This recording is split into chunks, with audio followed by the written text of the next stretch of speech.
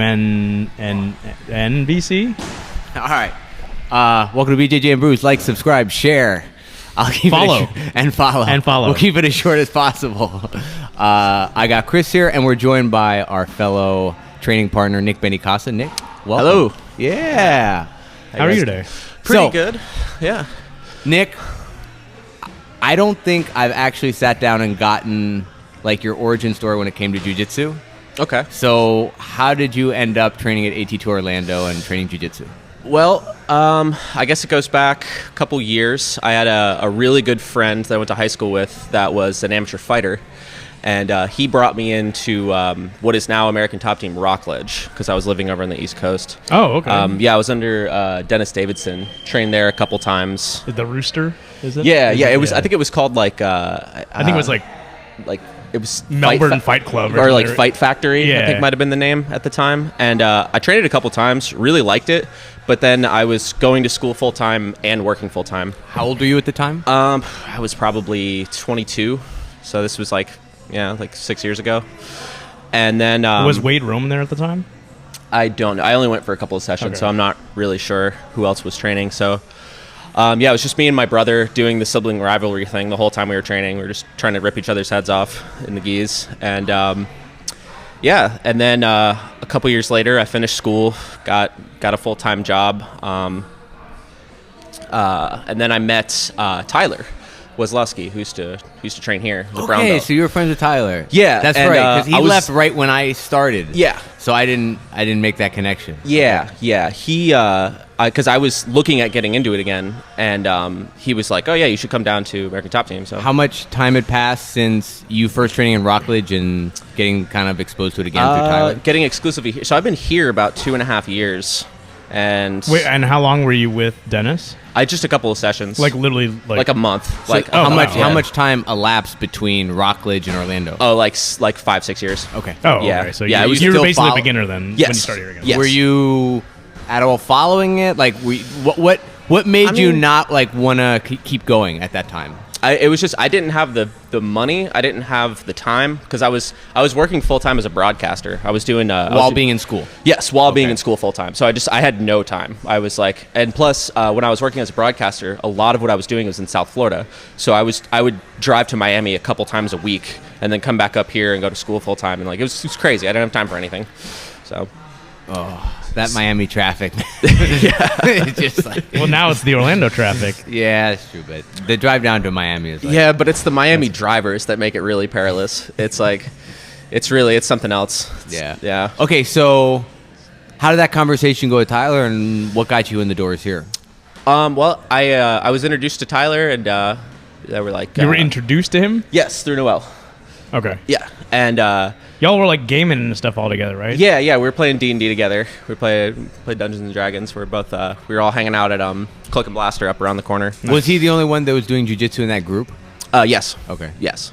And he was like, "Yeah, I'm a brown belt." And like I had some idea of like what the implications of being a brown belt were, and I was like, "Whoa, okay." So I came in and I came in for a trial. I'd been exercising quite a bit, so I was able to come in and do a gi and a no gi back to back. So I felt like pretty good about myself coming in. But then I rolled with Tyler and he just crushed me, just head and arm all day. I've heard nightmares about Tyler. I've heard that like Paul. I never met. I mean, I met Tyler, but I never really talked to him. And I was really just in my first few weeks, and he was already moving on and moving and selling his house and doing all this stuff. Oh wow! But I remember Paul telling me that, quote, Tyler's a goon. He will just mount you. Yep. And just stay on top of you the Tyler, entire time. Having grappled like everybody here basically at this point, Tyler is like the 35-year-old version of like Kali, who like they both have. They have good hips. Very, very good hips. Very flexible guys. He has a Taekwondo background, right? He does. Yeah. So like he's super flexible. Yeah. Okay. Real good base. And doesn't really work to pass guard and just defends like sweeps really well and doesn't really attack. So like just the onus is on you to try to do something to him, right? And so like, but if he finds like the small opportunity to like wrecking ball through, he will. and he'll just mount and just like low mount and just. That's what I remember. I remember just you. seeing him swallow people. Like I could barely see him, and he would swallow. I mean, they were just kind of under there, and he was just working calmly, but his hips were down, and he had the low mount with his legs crossed. Yep. And it's just I never rolled with him, but and that's or if I did, I don't remember. And he probably he refined that strategy exceptionally well. Okay, so Nick, you came in, you did gi and no gi. Mm-hmm. What was it like being back on the mats? I mean, it was good to be back. I was really tired. You know, I was like at the end of it, I was like, oh, like this was a really good workout, but it was what I was looking for.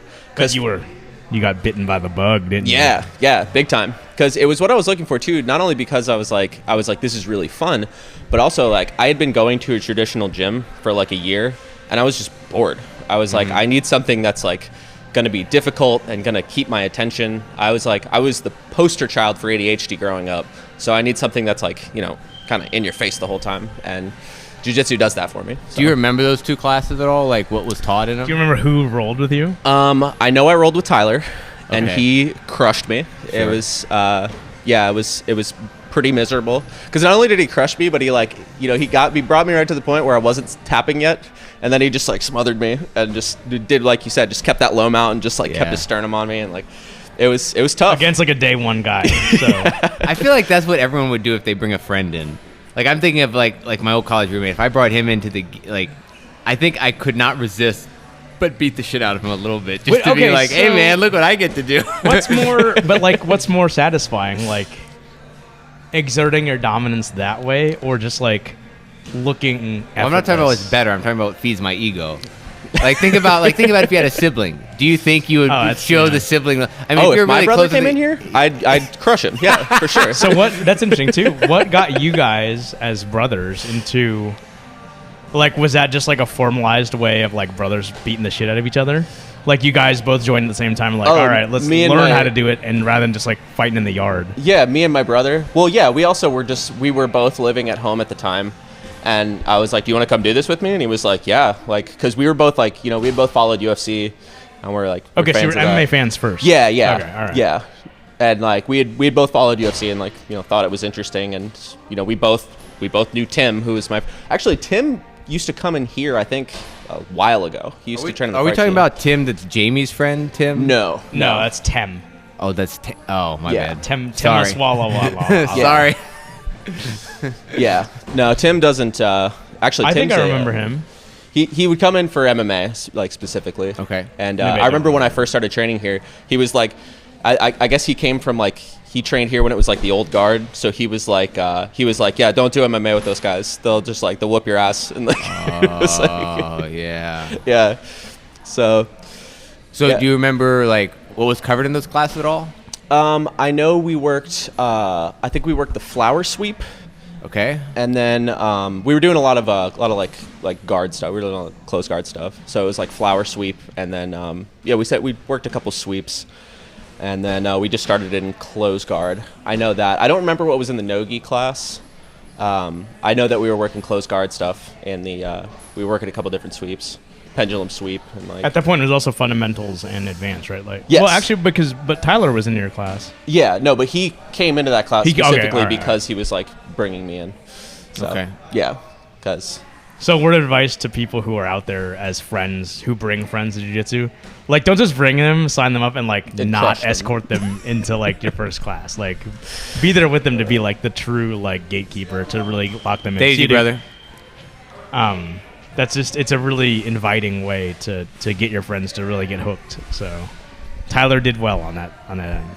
So did you sign up at that point, or? Yeah, no, that day I was like, did you sign me even up. do the 1 week or whatever it was? No, I just signed up. Really? I was because I knew I wanted to do it. So I When was was this? This is like late 2017. Yeah, I think I started like a week before Halloween. Was when I like signed up officially. Yeah, it's been coming consistently ever since. I think other than Corona, the biggest break I took was I tweaked my knee snowboarding, so I was out for like a couple weeks. Yeah, I remember that. I remember rolling with you a few times and you saying, "Hey, watch this knee." Yeah. It's always something that's not jiu-jitsu. Yeah. Typically, it's weird how that works. Did you break fall though? No, I was screaming in pain. No, I scorpioned. I hit a little tree that was buried in the snow, and I like toppled over my head, and then God. my board went over, and it scorpion pretty hard, and it turned my my MCL like inward, and then I was at the top of the mountain too, so I had to ride down to the bottom on the MCL, so that was fun. Yeah, that's scary, man. Yeah. I mean, the slopes are fun. It's just the consequences can be real bad. Oh yeah. You've also, I mean, when you started doing at the East Coast Combat Club, or the hell it is now, or whatever it was, you were only grappling? Yeah, I've seen you do Muay Thai here. Yeah. No, I had really no real like formal training in striking at all. So when did you start doing Muay Thai here? I did it a little bit last year, but as of in the last few weeks, since the lockdown lifted up a little bit and we were able to reopen, I've been trying to do it at least twice a week now, and like I just want to get some technique in and learn how to do it. That's awesome. Okay, so for a guy like myself who doesn't do it, and you're kind of starting, so we're kind of starting. We'd be like, I would be similar to you, like a guy who's been grappling, doesn't have any stand-up experience. What's that experience been like? Not transitioning, but stepping off a grappling mat onto a Muay Thai mat. There's a lot more cardio, I'd say. There's especially with the bag and pad classes, because you're just throwing kicks. Mm-hmm. It's tough. But I'd say the biggest hurdle to get past is just flinching. Keeping your eyes open. People are throwing fists at you and throwing legs at you. I've heard that's and like not a like reflex reacting. You have to lose. Yeah. You definitely you lose the flinch. And I'm just starting to get that where like I can be like, okay, I got punched in the head, whatever. Like, and that's interesting. Yeah. So that's been that's definitely felt like the biggest hurdle to overcome. Sweeps feel really natural. Every time we've worked on like Muay Thai sweeps, I'm always like, oh yeah, this feels like an ankle pick. I'm like, yeah, feels good to do that. Have you done a lot of clinching yet? A lot of what? Clinching in Muay Thai? Probably not. But we've done a little bit of clinch work, yeah. You'll probably find yourself because you have like a good awareness and sense of like hand control and like neck control. Like you're gonna frustrate a lot of people who've been doing Muay Thai for a while with your little bit of your couple years of jiu-jitsu experience. Got you. Yeah, we've done a little bit. I haven't really delved into that too much, but I want to get better at kicking. I have these long legs. I want to do something with them. Do you have any aspirations to fight, or like why did you train? Like, is it for like, we always do that, like the once a year Paul does the commercial, like what do you train for? Yeah. In the cases, right? Like what is what was your opinion on the roll video? Did you like it? The why I roll? Yeah, I roll for self-defense. I mean, like there are only so many reasons to roll, right? Like, and then me and Victor are like, I roll so I can kick this guy's ass. I roll so he can. I mean, dude, it was so cringy, man.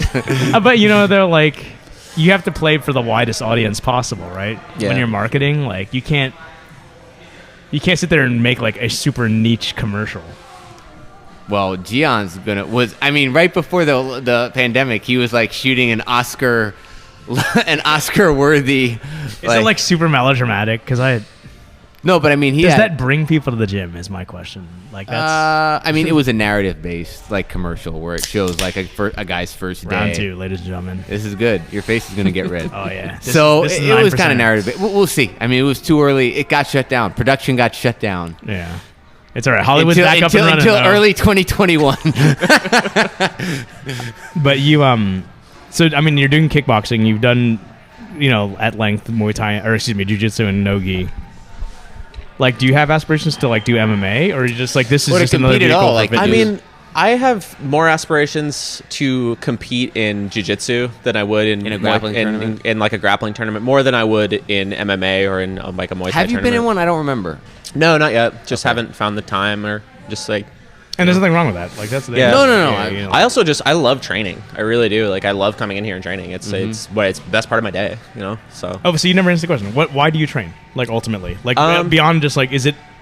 Because you had said you went to a traditional gym and you're like, fuck this is boring. Yeah, it's boring. And like, I mean, I'd still like to lift. It's just not. I don't want that to be like the focus of my whole workout regimen. I guess too, it's a mental thing for me. That's the biggest reason I train. Like I said before, it was the poster child for ADHD. Just like I could not focus, could not sit still ever in school. And now I'm a software engineer. So I'm sitting in front of a computer all day.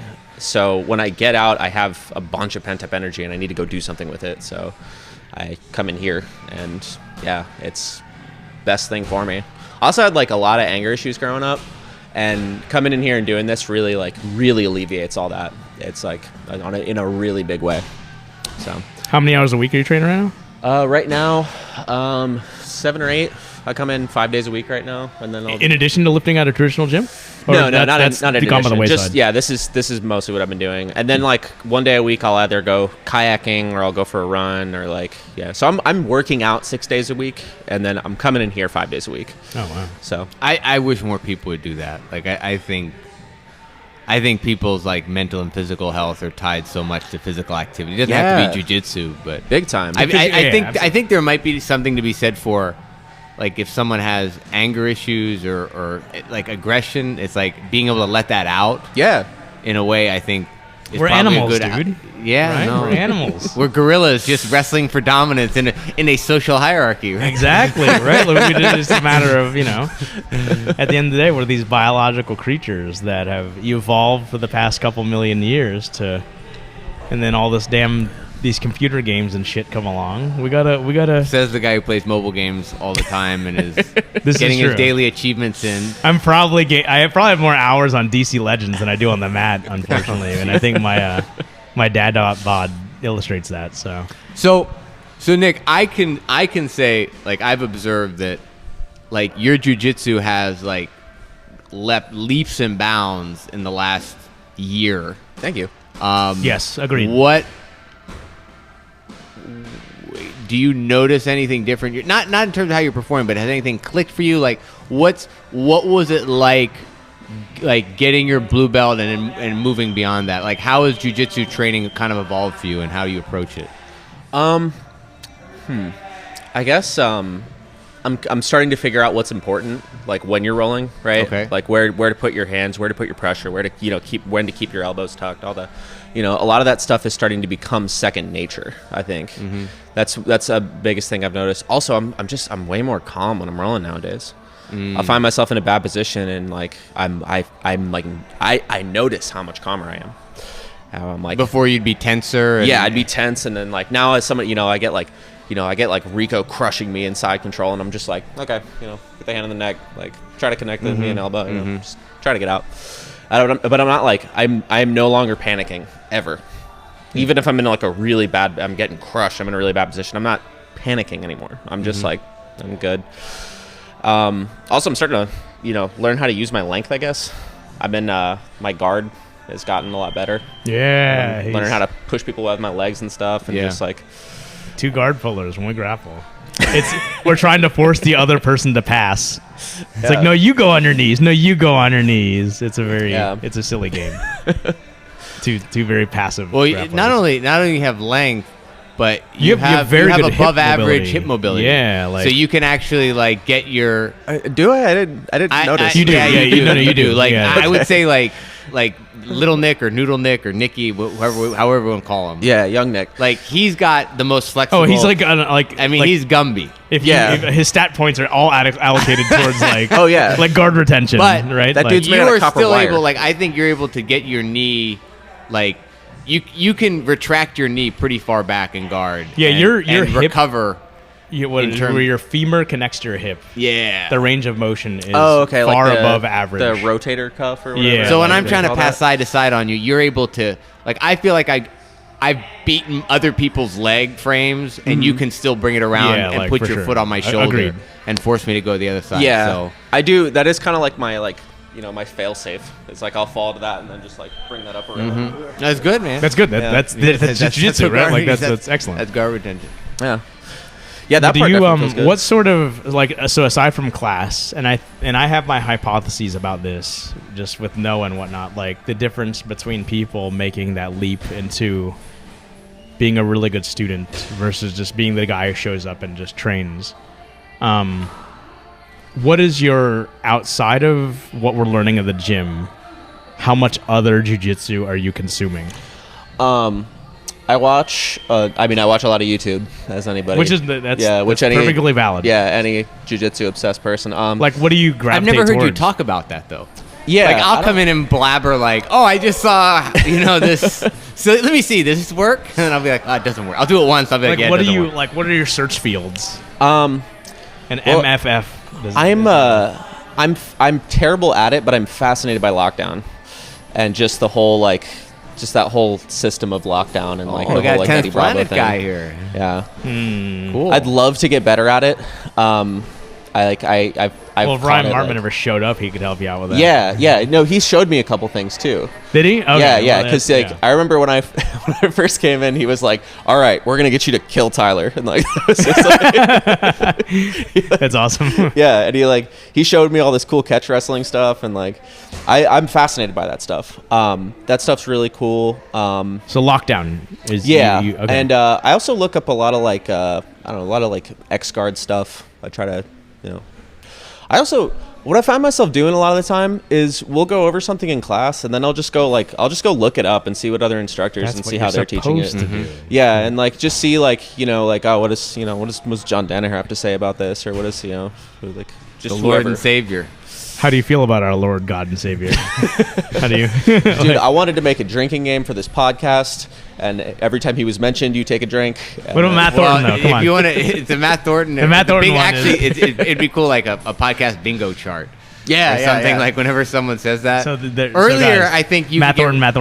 Yeah, There you earlier There you go. Shit faced if you listen to how many times we said literally. I think we've gotten. I think we've become very cognizant of about that we've reduced that. But I listened to some of our earlier ones because I'm in the process of like taking the older episodes and putting them on YouTube, and I'm hearing them. So many viewers, dude. So much literally. It's just like. But are we using it in the proper context? Are we using it? No, we're when using literally it. We're just. So we're being thing. that like, guy. Literally, it's like the Valley Girls, like oh my god, like oh my god, oh my god, like. So I had to actually take my head out of that because I used to realize I say like a lot. I think I do. I'm not sure. I think I do. So now I'm ever since you pointed out, where both you and I were literally saying that all the time. I'm like, is that annoying people or is it not annoying people? I'm also a little self-conscious about if I'm thinking, just stay quiet. Don't say because I was. It makes you sound like super profound. I know, right? Like pause, dramatic pause. Yeah. So I was definitely guilty of, and I'm still do it, but I think I do it a little less now because of that. So do you enjoy gi or no gi more? The never-ending question for everybody. That's a tough question, honestly. I think I'm better at gi. I think I'm much better at gi because I've spent more time doing it. So in that way, I enjoy gi more because I have more success there. But I do enjoy no gi quite a bit. It's hard to say. I really don't know which one I enjoy more. So are you jiu-jitsuing for the sake of jiu-jitsu, or are you jiu-jitsuing for... You have some, like, I need to prepare for the streets, or like whatever everybody's sort of like abstract like reasons for training are. When I started, it's like my mental health. Like, what is your? Yeah. When I started, there was a little bit of like because like when I first started, I was like doing like promotions for nightclubs and stuff. So I was going out really often. And I was like, I'd seen, fights go down in the parking lot of Guilt and stuff. And I was like, like, I wouldn't know what to do if I ended up in that situation. So do I was you like, now? What? Do you now know what to do? I mean, a little bit, yeah. I think Nick would fuck up all those guys now. Yeah, he would fuck like, them up. Come into my guard. No, I mean, I would No, he would just fucking hop on their back and just, choke them senseless. I would just stay on the outside and let them blow their load, throwing punches at me, and then be like, Well, oh, now you're tired? You've Let's done go. Muay Thai, so you actually have You confidence. have a good idea of like how to at least keep your hands up. Yeah. I would be the classic, like, close the distance. You do like Secure. the hoist gracie stomp at the knee, like. So like, how early? What's your earliest MMA like memory of like this is something I want to do? Because I feel as though like people who get into martial arts, like it's always to make up for some like weird insecurity, right? Like me included. Well, I know that while you're thinking about that. Sure. The one I remember watching, I think the first UFC. I got into it. It was in college, and it was Canada versus USA. BJ Penn That's versus UFC 458. God dang! Wait, 458? No, 58. Okay, I was like 458. Look it up. No, I'm BJ Penn GSP, and the guy who was his name, the Crow, who was another guy that trained David with the Crow Loazo. Yeah, When he back kicked the dude. Yeah, He back kicked Charles McCarthy. I remember that. He was an ATT guy, so fuck Loazo. But I remember around that time was the third season of The Ultimate Fighter, which was Shamrock Ortiz, I believe. Or maybe I'm mixing up my timelines. That's a difference between old Maybe and I'm new mixing school. my timelines. But I believe that was the third. And I just remember how good Tito came off as a coach. Like, we all liked Shamrock. We thought Tito was a jerk. But then when we watched the show... The wrestling part of you probably appreciated that, right? He was very much team... Like he said, this isn't team or team. This is team... Well, I mean, he said punishment, so it's really his brand. But it was a little better than just saying my name, whereas Ken Shamrock was like Team Shamrock. Yeah. And he wouldn't show up. By the way, guys, go bowling. Yeah. And Tito, at least the way they portrayed him, was actually doing all the workouts with the guys. Yeah. And that... I mean, that he also... me. There was a big difference in... Wait, so what does that have to do with... Well, I just remember that. That's your initial reaction. My first memory was USA versus Canada. When I started to get into it was when I was watching the third season of The Ultimate Fighter. Really? So what was your first yours, MMA, or were you a Chopsaki guy like Van Damme is fucking awesome guy like me? Well, yeah. I mean, I grew up with Van Damme and all of I grew up with martial arts movies. Okay. That was kind of. What's your favorite? Come on. My favorite? Yeah, come on. Right now on the spot. On the spot. Whoa. Ong Bak. Oh, so you're a Gen 2 guy.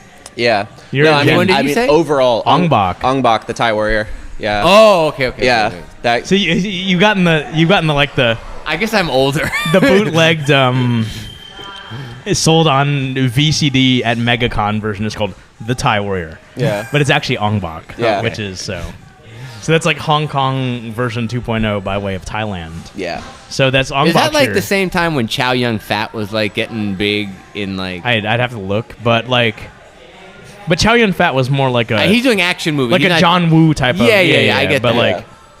But I guess early 2000s. Yeah, that's about right. I think Ong Bak might have been late 90s. Yeah, I think it was early 2000s. I think it was. It was. I know Ong Bak was the man because I was still doing Taekwondo at the time. And you guys have come bonkers. And we're oh man, we were jizzing our shorts, looking at this dude doing spinning kicks, right? Like fucking butterfly kicks and all that nonsense. We're yeah, this shit's real. What was the Taekwondo's community's reaction to the Matrix? I mean, I think there's this weird amongst traditional Eastern martial arts and all sort of Hong Kong style action. There's it's a definite gravitation towards that. Okay. This is even though the Matrix weird was validation. Inspired, the choreograph was inspired from. I mean, it was. It's Yuen Wu Ping who did all these old Hong Kong movies, sure, for sure. But Ong Bak was Gen 2 because theirs were taking inspiration from theirs was guerrilla stunts, right?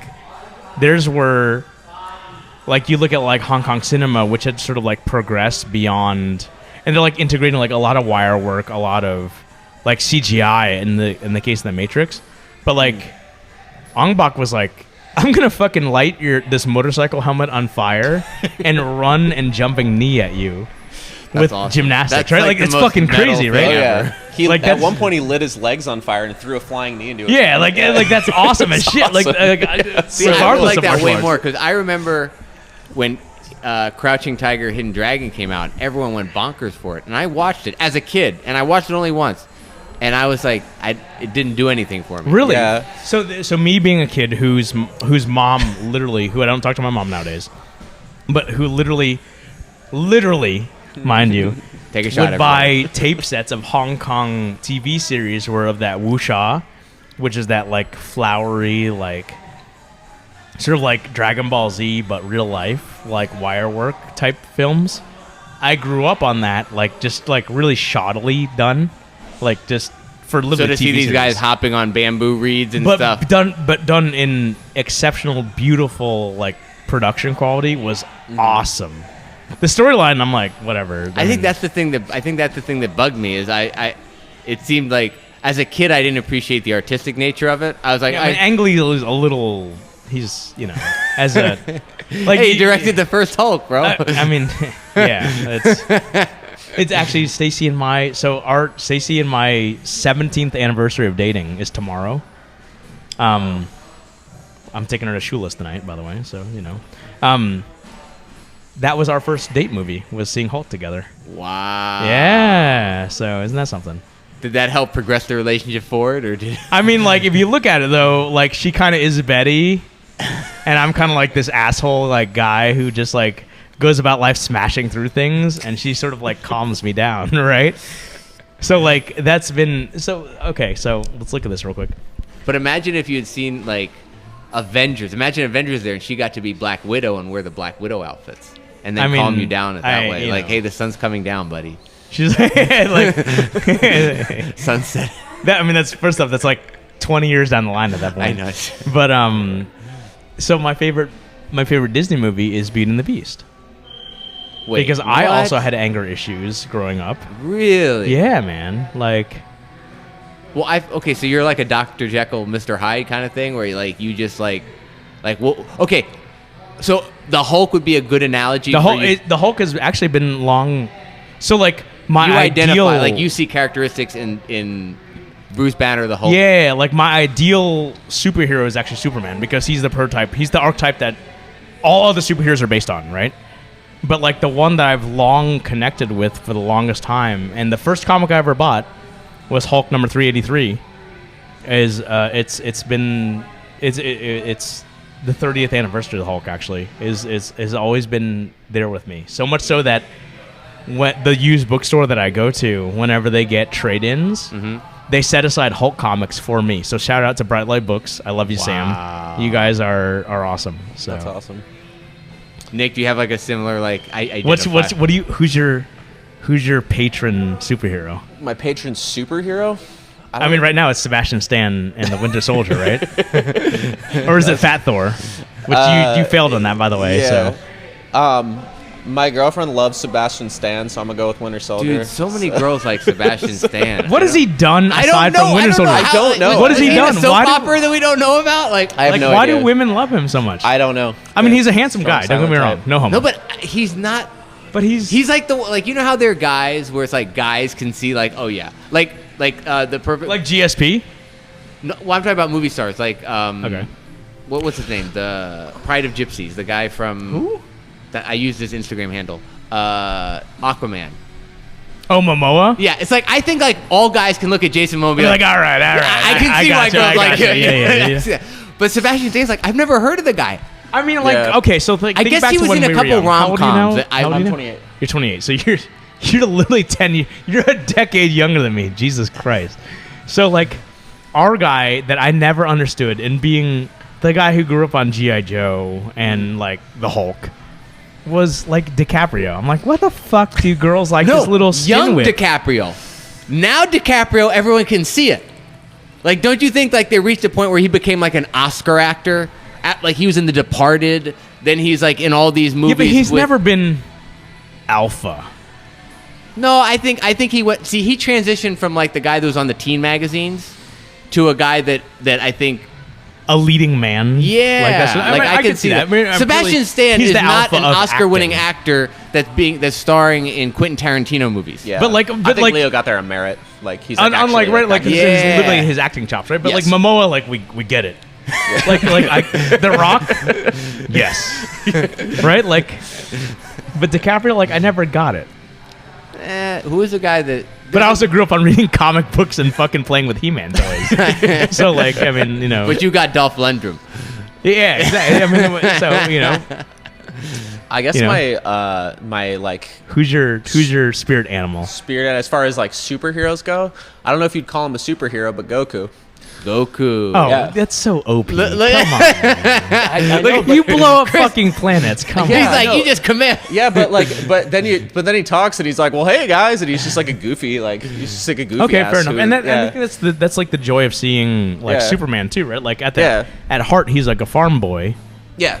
He has like Midwestern America values, but he's also like the super badass, right? Like, and Yeah, that's yeah, like, yeah. is that the idealized man, like the strong but silent type? I don't know. Well, like he's ultimately a kid at heart with the purest of like hearts and minds, right? Like, but like at any given point, Are we trying to I've got construct this the nuclear perfect man weapon. that's the most appealing to women everywhere? It's no, like just the perfect man. the perfect man is appealing to men and women. So the perfect man to appeal to men. Yo, man, He's like he's Teddy a badass. Roosevelt, You just right? said Like it. You used the word badass. He's a you badass. fucking walk. Was it walk silent but carry a big stick? Or whatever the term is like. But he's soft spoken. He you know, he has a softer side. is John Wayne our The ultimate Duke. idealized man? I don't know. Man. That's before my time, man. I mean, I've seen his movies and stuff. I've actually not seen his Oh, movies. really? I'm my exposure to John Wayne is literally the John Wayne Parr. Well, okay, JWP, but also like the 30 seconds I spend with him in MGM Studios on the Great Movie Ride. Oh my Right? Like, God. do you even know what I'm talking about? Dude, you're such I've a never tourist. seen that John Wayne movie. Well, it's Americana. I'm you see my eyes? You know, like, right? Like, I'm Gen 2 American, so. But- Jeez. So were you, now that we're opening up more, and that Noah Sahibi, have we heard from Sahibi, by the way? Success? No success? I haven't heard anything. Actually, I don't. He disabled his Facebook. That fucker. Either that or he blocked me. but I Troy don't was think he calling blocked out. me. Troy was calling him out too much, I bet. No, I mean, so I went to look something up, and I could. And it Well, couldn't- it's under Michael Sahibi. No. He's in Messenger. He's not on Facebook. Like, it's Can you actually, do that? You Yeah. can, and Yeah. I actually If you want to do disable that your because Facebook. I'm sick of it. Well, then I realized I have Facebook because of our gym's account. Yeah, like yeah, that's exactly. why I'm on Facebook. Otherwise, I would do the same thing Mike does: keep Messenger so people can message me. Yeah. But I went to yours, and I can click on your name in Messenger and And pull up see your Sahibi. profile. Okay. If I go to Mike in Messenger, it's not clickable. So how about that? So good on you, Mike. Get away from social media. I'm with you on that one. It is pretty toxic. Yeah. Man, don't get me wrong. All right, so now that we're opening up, what were you going to say? I'm getting nervous here. Because then you asked me about me and Mike. I have no idea why. And then you asked, any updates from Mike. So did you lose your train of thought already? Yeah, I haven't eaten since 6 o'clock Oh, yesterday. man. See, And this I happens just had a a lot. 4% beer and a This 9% happens beer. where it's just, he replaces this stuff. Yeah, so wait till you guys see this on shit on YouTube where I just like completely stroke out, right? Like that's terrible. Well, Um, we'll get a camera eventually. And, it'll be and super record. awesome. I have a camera. Well, I mean, I think we have access to a camera, It'll be too. we'll be fish-eyed. Oh, well, that would be terrible. Why would it be terrible? You and I would be super jacked, right? We'd be like, the guest goes over here. We'll go here where it amplifies our width the yeah, most. the guest needs to sit directly in the center, Yeah. right? Like they when get they're like smushed of off, normal and we get proportion. all like, So your spirit animal is Goku. You like the soft-spoken, Yeah. Or just the non-spoken. the non-spoken. Yeah, like you are pretty quiet during class. Yeah. Well, I mean, I'm trying to listen, and then or What a like novel who was concept. one of those fighters I always thought was just like super like early on when I first got my exposure to MMA was in the Pride years when Fedor? Fedor was fighting. He would just Oh. walk out just stone The faced. last emperor, He would man. knock somebody out, and then he wouldn't celebrate. He would just walk out and be like, "This is what I do." the best. Just the best no were those, expression. With like- those the stare downs. Like when he would just go, like especially against He'd the just amped be like- up guys. Yeah. No, he would always look down at his feet. or like Crow Cop. He would Dude, just- him and Crow Cop, that was Yeah. massive. Yeah, that was awesome. That's a terrible fight, though. But just the build up to that was Yeah, I mean it was good. Okay. You're a Pride guy. Interestingly, Yeah. what's if you were to show you're a noob person, no exposure to MMA. A, what athlete do you show them? And B, what match do you show them? Damn, I don't know. Wouldn't you show him Fedor and Randleman? And who? Randleman? What, like getting fucking suplexed and And then armbarring comes off back- of that? Yeah. What constitutes to you, both you guys, being what? Or what do him you and look for Nogueira. in an MMA fight? What do I look? Both of you guys, like, what do you look for? Like, What's different? What I was. what's your before. favorite Like MMA I couldn't. fight, I couldn't and why? appreciate Khabib Conor back then. I loved it this time because I'm a grappler. Like I actually am intrigued by the grappling. We were like Sambo. But when I was, Yeah. if I was younger at the beginning, I'd be like, this is boring. Stand up. Like I would be the. Would you really? I mean, I wouldn't be boo, but I'd be like, dude, it's just this guy's mauling him. But now I appreciate seeing a guy on top control someone, and how hard it is to actually do, right? Like to exert that like much dominance. I think it was the first fight, the first card that they had, which was in Jacksonville, the very first card. There was an undercard fight where the guy kept going between twister attempts and Ryan Martman was literally texting me while it was happening and going for and he was like, this guy's stealing my game, and oh God. Make it about you, Ryan. But I mean that was cool, and I'm sure like if I was younger me would still find it kind of interesting because there is movement and it's dynamic. I still would be like, this is boring. I want to see Anderson Silva knee someone in the face or fly or jumping front kick somebody. You know. So what is So who's your favorite MMA fighter? Okay. Fedor, right? Yeah. It's a classic example of Fedor. Okay. Yeah. But what's your favorite fight then? I guess. Oh, what the? I'm blanking on names right now. What the hell was his name? Close to the mic. Close to the mic, Nick. I'm trying to remember what the guy's name is. It looked like Fedor was going to lose in the beginning. Dude, like suplexed him. It's Randleman. It's the Randleman. Randleman. It's the Randleman. And he ended up with a fucking belly down armbar. Yeah. I think he got a Kimura. It was either belly down. No, it was belly down. Okay, it was belly down. I've seen that a million times. Yeah. It was Randleman. Yeah, and he Randleman suplexed him, and then he came back from it, and I still to this day can't figure out how the okay. First off, if that was done on concrete, bye Fedor. Yeah. Right. On a ring, he was able to break fall properly. I think he sort of break falled with it. Broke fall. What's the proper past tense of break fall? Why are you looking at me like I'm the grammar guy? I don't know. I'm actually the grammar asshole. Broke his fall with his arm, right? Leaning down. I'd have to go back and see it because I haven't seen it for a while. Really? I remember there was a highlight. It's an awesome highlight. So many highlight videos. I know, but there's a really good highlight video of Fedor, and they show that thing in slow motion, and they are showing quotes of how he's he's adjusting his hips mid-air. It's incredible. Like a cat, right? whoop. Yeah. Yeah, I think I remember Henderson knocking out Bisping, and it was this is awesome.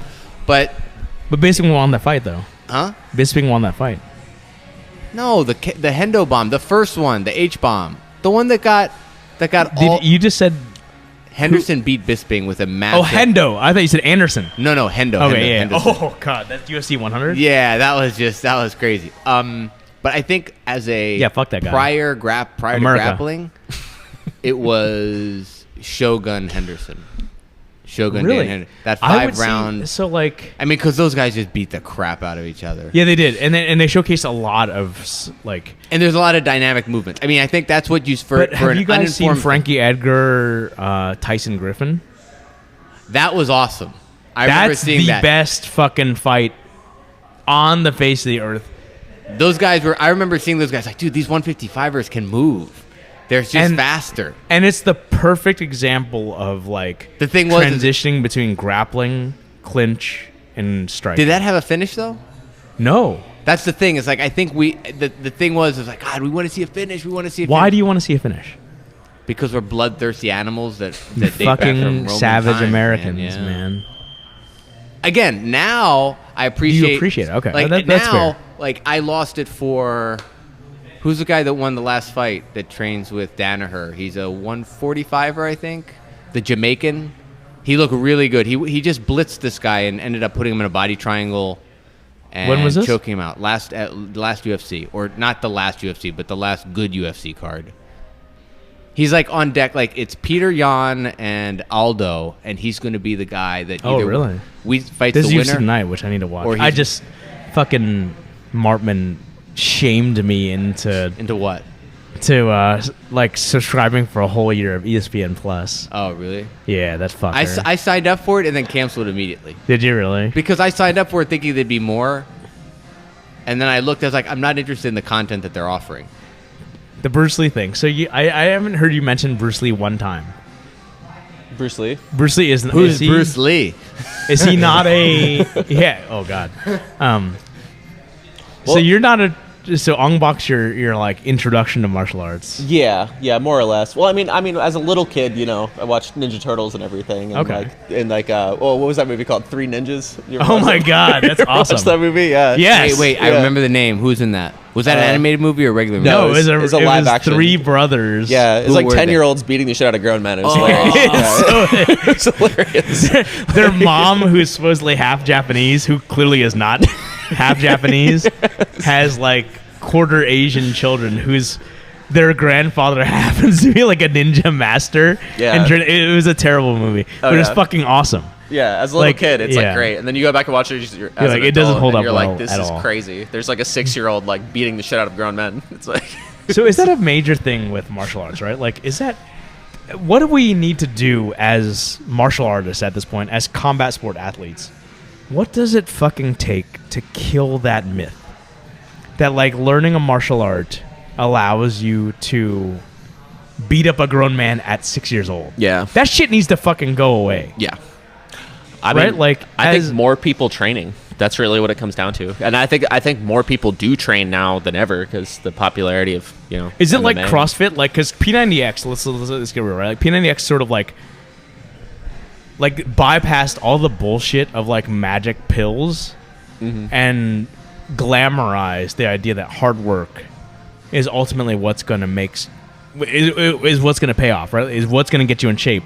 And I think that's sort of like segued itself to like the community-based aspect of CrossFit, right? Like, are things like Jiu-Jitsus and alive MMA gyms like we have here, how does that proliferate to get rid of this fucking nonsense of traditional martial arts and this sort of like fantasy of a 6-year-old beating up an adult, right? Like, what is it going to take for that shit to fucking go away? I think there are a couple things that are coming to play. One is like mythology. Like, I think, like from a mythology point of view, people like the idea of getting a power. Okay. And it's nicer to hear that you can get a power magically. Like Superman. Superman didn't do anything to earn those powers. He had to control them, but he didn't.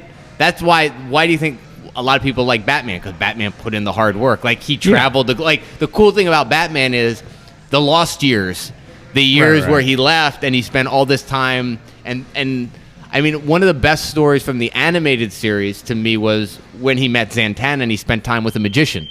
So it's like he learned how to get out of luck because he trained with the magician. Like, Zatara, by the way. Huh? Zatara. Well, it was Zan. The girl? Yeah. Zatanna's the girl. Zatara's the dad. Take it. Really? Okay. Yeah. Maybe I'm pronouncing my bad. Sorry. So anyway, this is my DC. nerd coming this out is there. your oof. This is my definitely my wheelhouse. So But it helped me as a reader.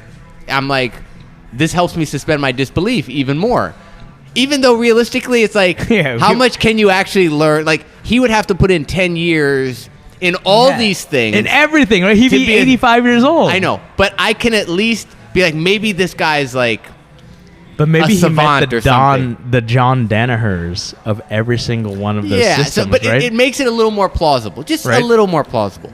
Whereas Superman it was just given upon him. Like, he woke up, he hit puberty and he had powers or whenever. It depends on which I know. Earth you're on. So, like, I don't want to get there, but it depends on which timeline we're operating off of here. What Earth we're on? Yeah. So, like, you mentioned Goku, right? Like, are you an anime guy? Yeah, I grew up on anime. So Okay, all of DBZ. yeah, I watched everything up until like Super, I would say. I don't even know what the fuck you're talking about. Yeah, like so. I watched a lot of DBZ, but then I just grew What out was of the it. one where their final form was like a gorilla? Is there ever final form? Well, that's for the any thing. of There that was shit? one final. Super? Yeah, I think Goku at the end of it all basically becomes a god. He's like a Wait, hang on. Blowing up planet wasn't a god before that. Then he becomes a demigod. Well, demigod is only half god, right? Like, he would start off as a demigod, Okay, right? Because Hercules is a what's demigod. the hierarchy of God? I thought I thought demigod was above god. No, no, demigod is like below. is like a Demigod. half human. Then, Yeah, like- what about like then Hercules is What about demigod. Titan? Titan's above god. Titans are the ones who are the grandfathers to gods. At least we were talking about Greek mythology. They're like, Yeah, like I'm. Yeah. I actually just bought the book on Amazon, Combat Sports in the Ancient World. So I'm kind of curious as to what sort of What does that even- pancreation I can integrate into my jiu-jitsu. Yeah. But- Dude, I guess, I guess once I got like, once I started thinking more abstractly, when I started getting into like, 13, 14 years old, I caught the gist of DBC. I was like, oh, they're just going to keep getting stronger. All right, well, then now And you're this is like, I'm losing. out. Yeah. So I would still watch it for like the nostalgic purposes and like as stuff came out, but like, I don't know. It wasn't ever the same as like when I was a kid where I was like, this That's is like awesome. finding out Santa Claus is not real. It's like I mean, I guess it is, the though, Met, right? you know. Did you lump in? Did you go introduce into any other animes? Yeah, I started watching a bunch of like, then I watched, I remember when I was like 15 or 16, I watched like Cowboy Bebop, and I was like, this is great. This is like artistic, and like, I don't know. It was something completely different than what I was used to. So Did you guys ever watch Akira? yes, Yeah, but I was too young for me to really get it. Like I watched Akira at like 20 something, and I was like, "What the fuck is going on?" Is that like the goal of Akira? Because like it's like Akira is viewed as sort of like the put anime on the map. right, like Yeah. but That like and I don't Ghost know in what the the fuck Shell. is going on. Yeah, and what And Ghost in a Shell. Ghost in the Shell? Okay, yeah. Those are like the two like. but dude, feel like Akira is like, what the hell is happening? I just here? remember I was like, dude, there's blood, like there's violence, but I never got like. I was young, so I didn't get it. Like young was like teens, I think we could all watch it now and be like, what the fuck is happening here? probably. A lot of techie shit and like I don't know. But And maybe tech that doesn't like age well. yeah, maybe that's it. Doesn't- Where it looks like steampunk now, like this sort of like the progression of tech of like I'm like this is what their idea of what science fiction was. But so did you ever end up for Halloween? What did you end up going as? I thought you said you were gonna do like Fat Thor and Oh. Sebastian Stan. What did you end up doing? Um, Because actually I brought that up to you, right? Like we were recording and I was like, man, he looks like Fat Thor. yeah. That's not fat. I think I like. Did your girlfriend do Black Widow? I think I trained that day, and then we didn't even go out. So, Oh my god! so it's just like all this work. super anticlimactic. I know. Yeah, I But don't yet think, you kept the beard. Yeah. I don't know. I didn't.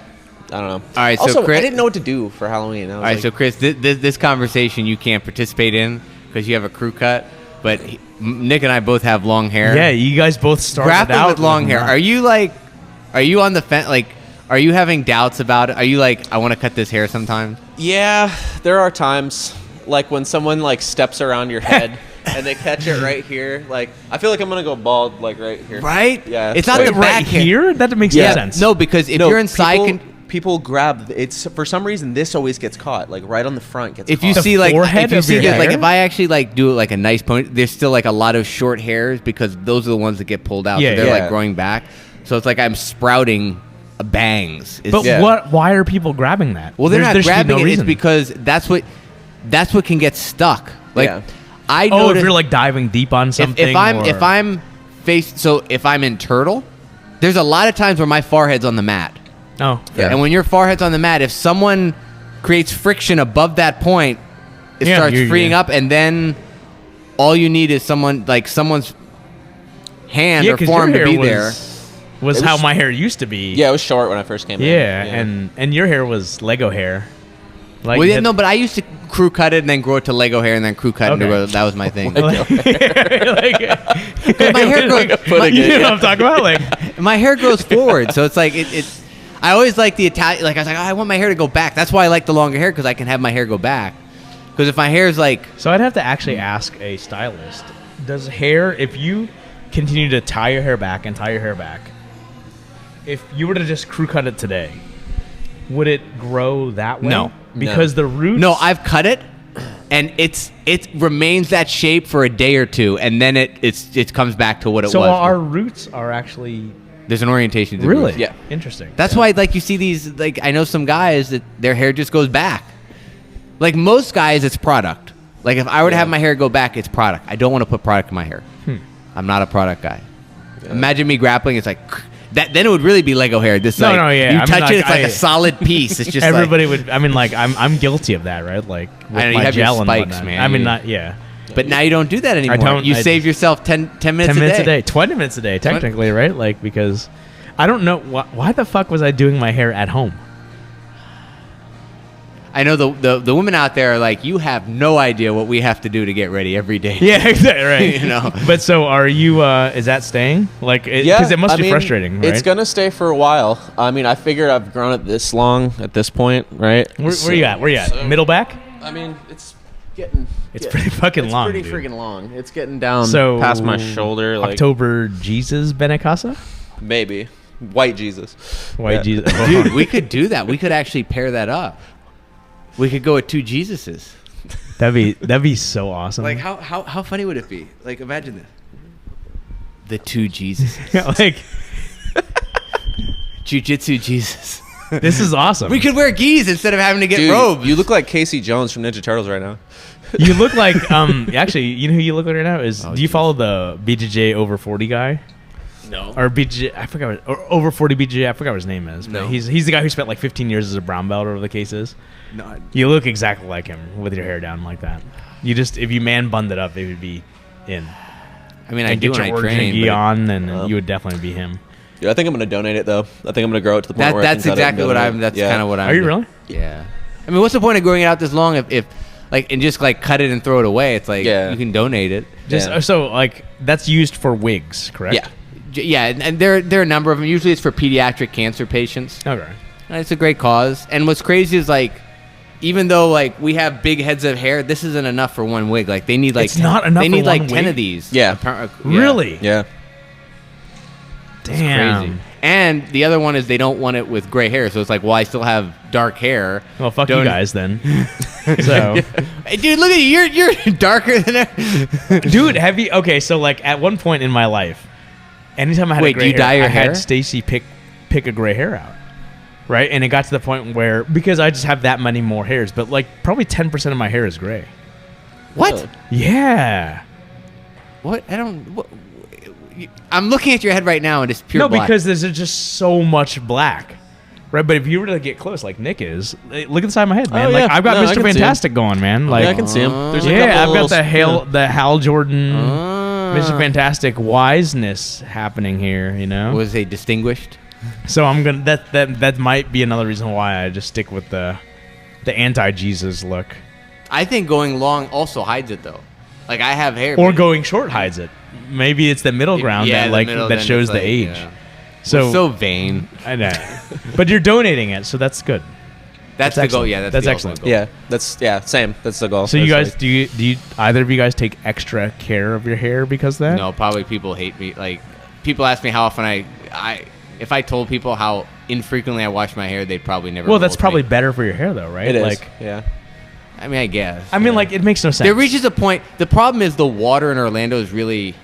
It's pool water, yeah. What, It's yeah, just so say chlorinated. that's pool water. It's so much chlorine that that I mean, makes you can it worse. smell it. Yeah. It's So pool at the water. end of the like, there reaches a point where it's like if I take a brush and it's like my hair is pretty straight, so it's like I should be able to brush my hair pretty without pulling out gobs of hair. Mm-hmm.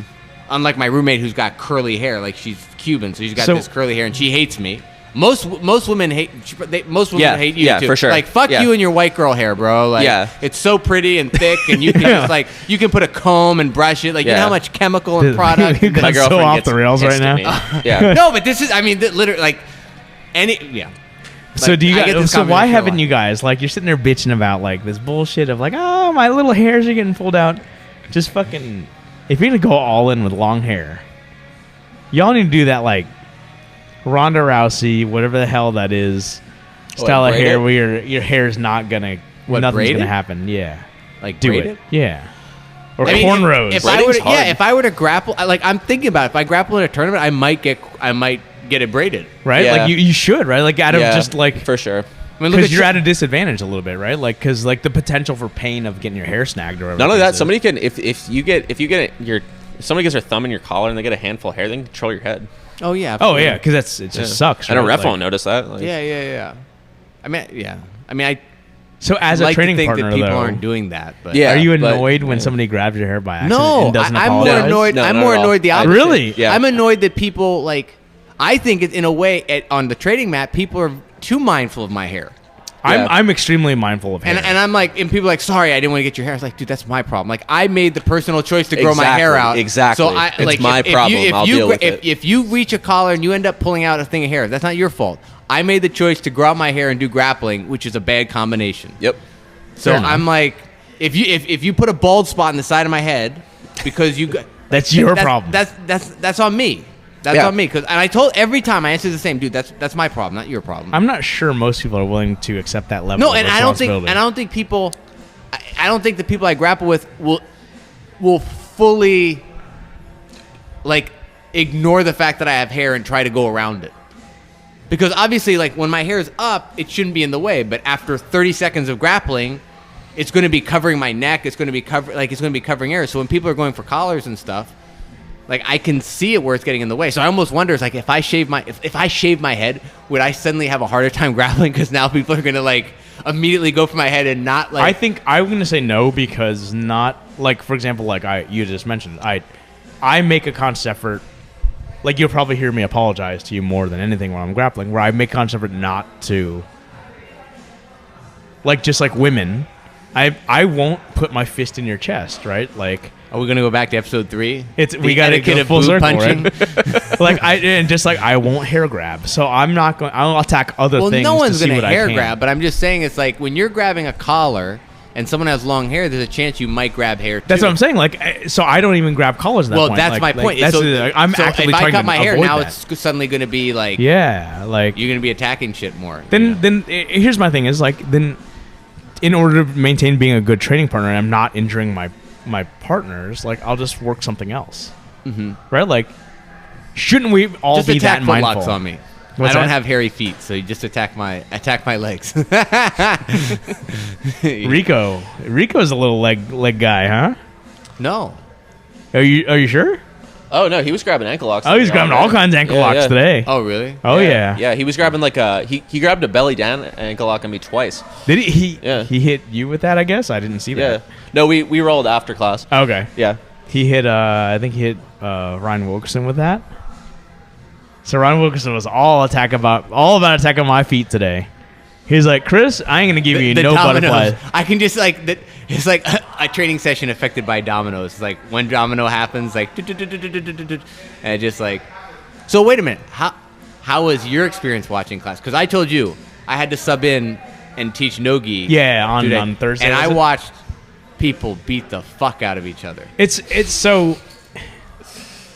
I've learned to just make a joke out of it, right? Because I can only do my speech so many times. People are going to do what they're going to do, right? Like, I accept the fact that people don't train with purpose and don't train with intention and just want to fucking Porrada all the time. So this is a great question. We talk about this all the time. Nick, how do you gauge your intensity when you roll?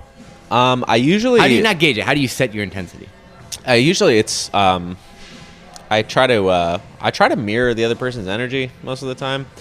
I mean, if I'm rolling with somebody brand new, I'll just I try to, especially if I'm rolling with somebody brand new, I am going to be as calm as possible. That's like if somebody's You're a white setting belt, a good example, right? yeah, I'm going to Like, try to that's be as good. calm as possible and like just let them let them, especially if they're going to spaz out, let them spaz out. Let them put themselves in a bad position and then be like, hey, this is why you don't do this. And then, slowly lock up a choke or an arm lock or something. Usually a But triangle. I feel like triangles happen a lot. Yeah. And then they just fall into a triangle. yeah, they fall into a triangle and then you just slowly cinch it up. Yeah, and yeah, you're like, yeah. all right, like, yeah. Yeah. Okay. But yeah, no, it's definitely I guess it's definitely based on the other person's intensity. I mean, if I know the person too, like when Chihuahua was here, like I knew if I'm grab his going collar with and Chihuahua, put his like, face in the mat. Yeah, if I'm going with Chihuahua, it's time to go hard because he's gonna go hard. So like I knew it was like time to turn it up.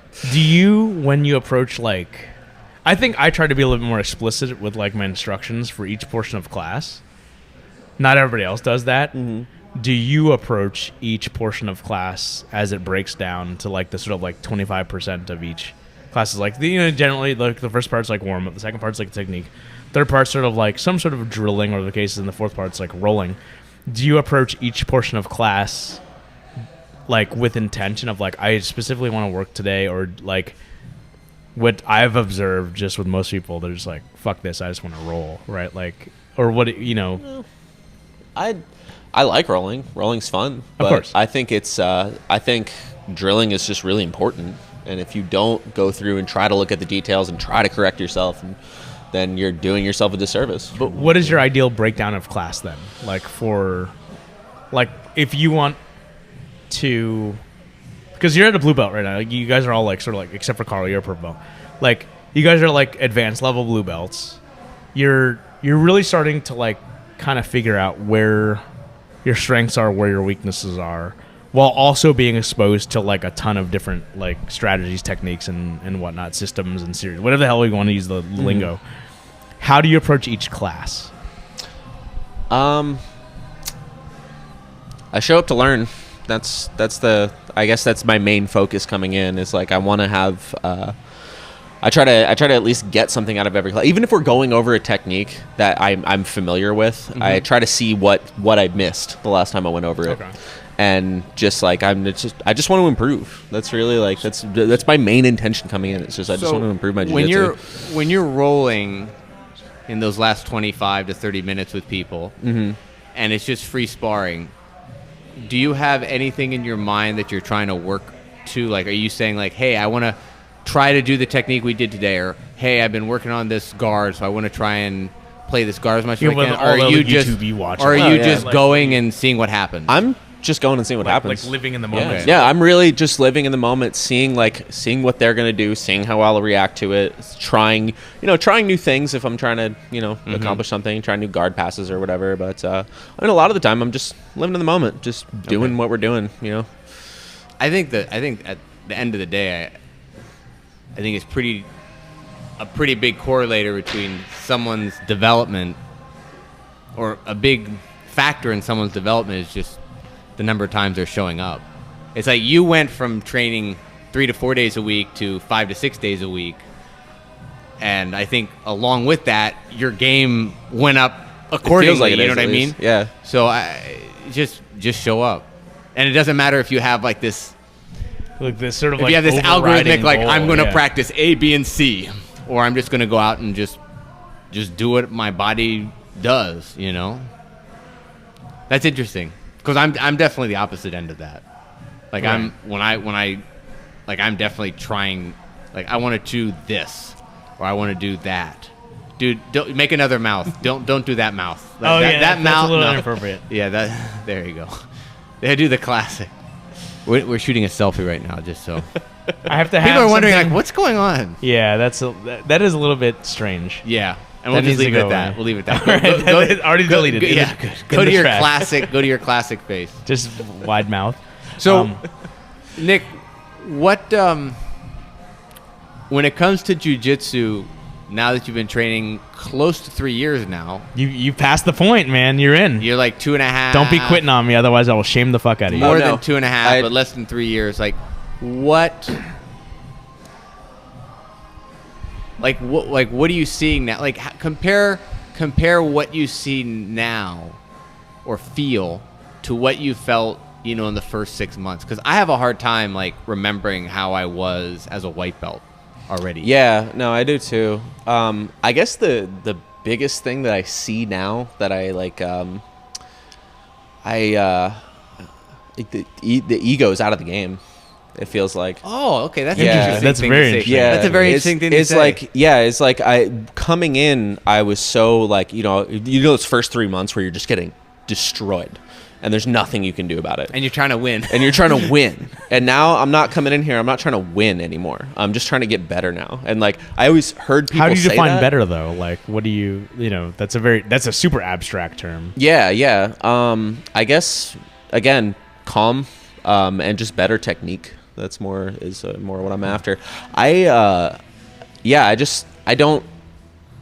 don't feel such a need to win anymore. It's more of like I just want to come in and train. I'm just enjoying being here and just enjoying the process. What's what's a good day for you? Like when you get off the mat, you're like, man, that was a good training. Like what thing or things happened for you to come off the mat and be like, man, that was a good session. Learning a technique that I don't know is always a good one. So new information, new knowledge. Also, in terms of rolling, just dynamic rolls, ending up in a lot of different situations. Okay. You know, if I'm just like playing top, trying to pass guard all day, I'm kind of like, whatever. But you know, if I pass guard and then somebody recovers and then they sweep me and then I come back up and then that's interesting. Take down. Like I'm gonna have to. I feel bad then because when we roll, I just feel like so. Let me ask. He's playing guard and I'm trying to pass. I'm like, God dang. So do you, in that case? I mean, like we never really. I'm pretty big on just like let everybody roll with who the hell they want. I don't really pick people for other people. Are there certain people you want to roll with because that's going to help you achieve your goal of like having a good dynamic roll that day versus some people that you avoid? We're not saying naming names. No, I'm not saying archetypes. Yeah, I mean there is certain people where like if I roll with them, I know it's gonna be dynamic and we're gonna have like an interesting roll. Okay. So yeah, like Nick, like it's always gonna be interesting, especially because no one is that flexible. So it's it's always really interesting. There are times when I just look at that guy, I'm like, man, like. Just tap right now, like, because I'm like, you're risking beyond the limit of injury, you know. But like, I wonder if that. So that's an interesting thing. Is like you're fairly flexible too. Do you ever find yourself in a position where you're? Because there have been times I've rolled with you. I'm like, are you all right? And you're like, yeah, I'm good. But Nick, like, not is beyond. Yeah, Nick, like his knee flexibility. Like I will turn his knee outward, and it's crazy, and pull his.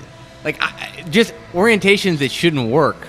Yeah. Like, imagine putting someone in lockdown, and when you start twisting their leg outward, he can go with it a lot more than I could ever think to go with it. Oh, it's insane. Like, and I'm looking, I'm like, what? Are you okay? Yeah, like, I'll stop. I'll be like, you okay? He's like, yeah, dude, I'm good. I'm like, I've seen his, how are you okay right now? You know, like, here, and he's like, somebody's trying to, just single leg him or something, right? And his heel's pointing, his head's pointing this way, and his heel's pointing that direction. Sure. I'm like... The human body doesn't operate like that. But I think he can open his hips. Like, I think it comes from the hips more than anything. I think we say it looks like the knee, but I think it's his hip rotation. He's able to... I mean, it's a ball and joint, man. Yeah, I mean... I guess he can just open it. Those ligaments are extra long then, right? Like, that's... Ugh. So, as of right now, you said you don't do any additional weight training or whatever? No, I mean, I'd like to, but I just haven't found... How much do you weigh right now? Here? 184 after training today. So. Dude, this guy could put on 10 pounds of solid muscle and just... We could get him with Mike. If he did weightlift? Yeah, I know, right? Right, like... What if Marcelo? Would he have gotten tapped out by Popovich? Yeah. I cleaned up my diet a lot in the past month or so, and because I was post quarantine I was 195 something like that. You said that over quarantine you were cooking a lot. Yes.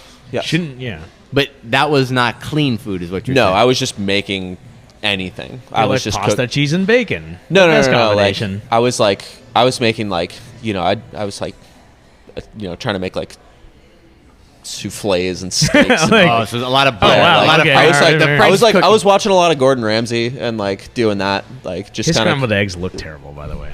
Yeah, I mean, just keep stirring. The one recipe? The French style where you just make it kind of runny. What was it? The honey chicken or the sticky chicken? There's one where he does a honey glaze chicken thighs and chicken. I want to make his beef Wellington.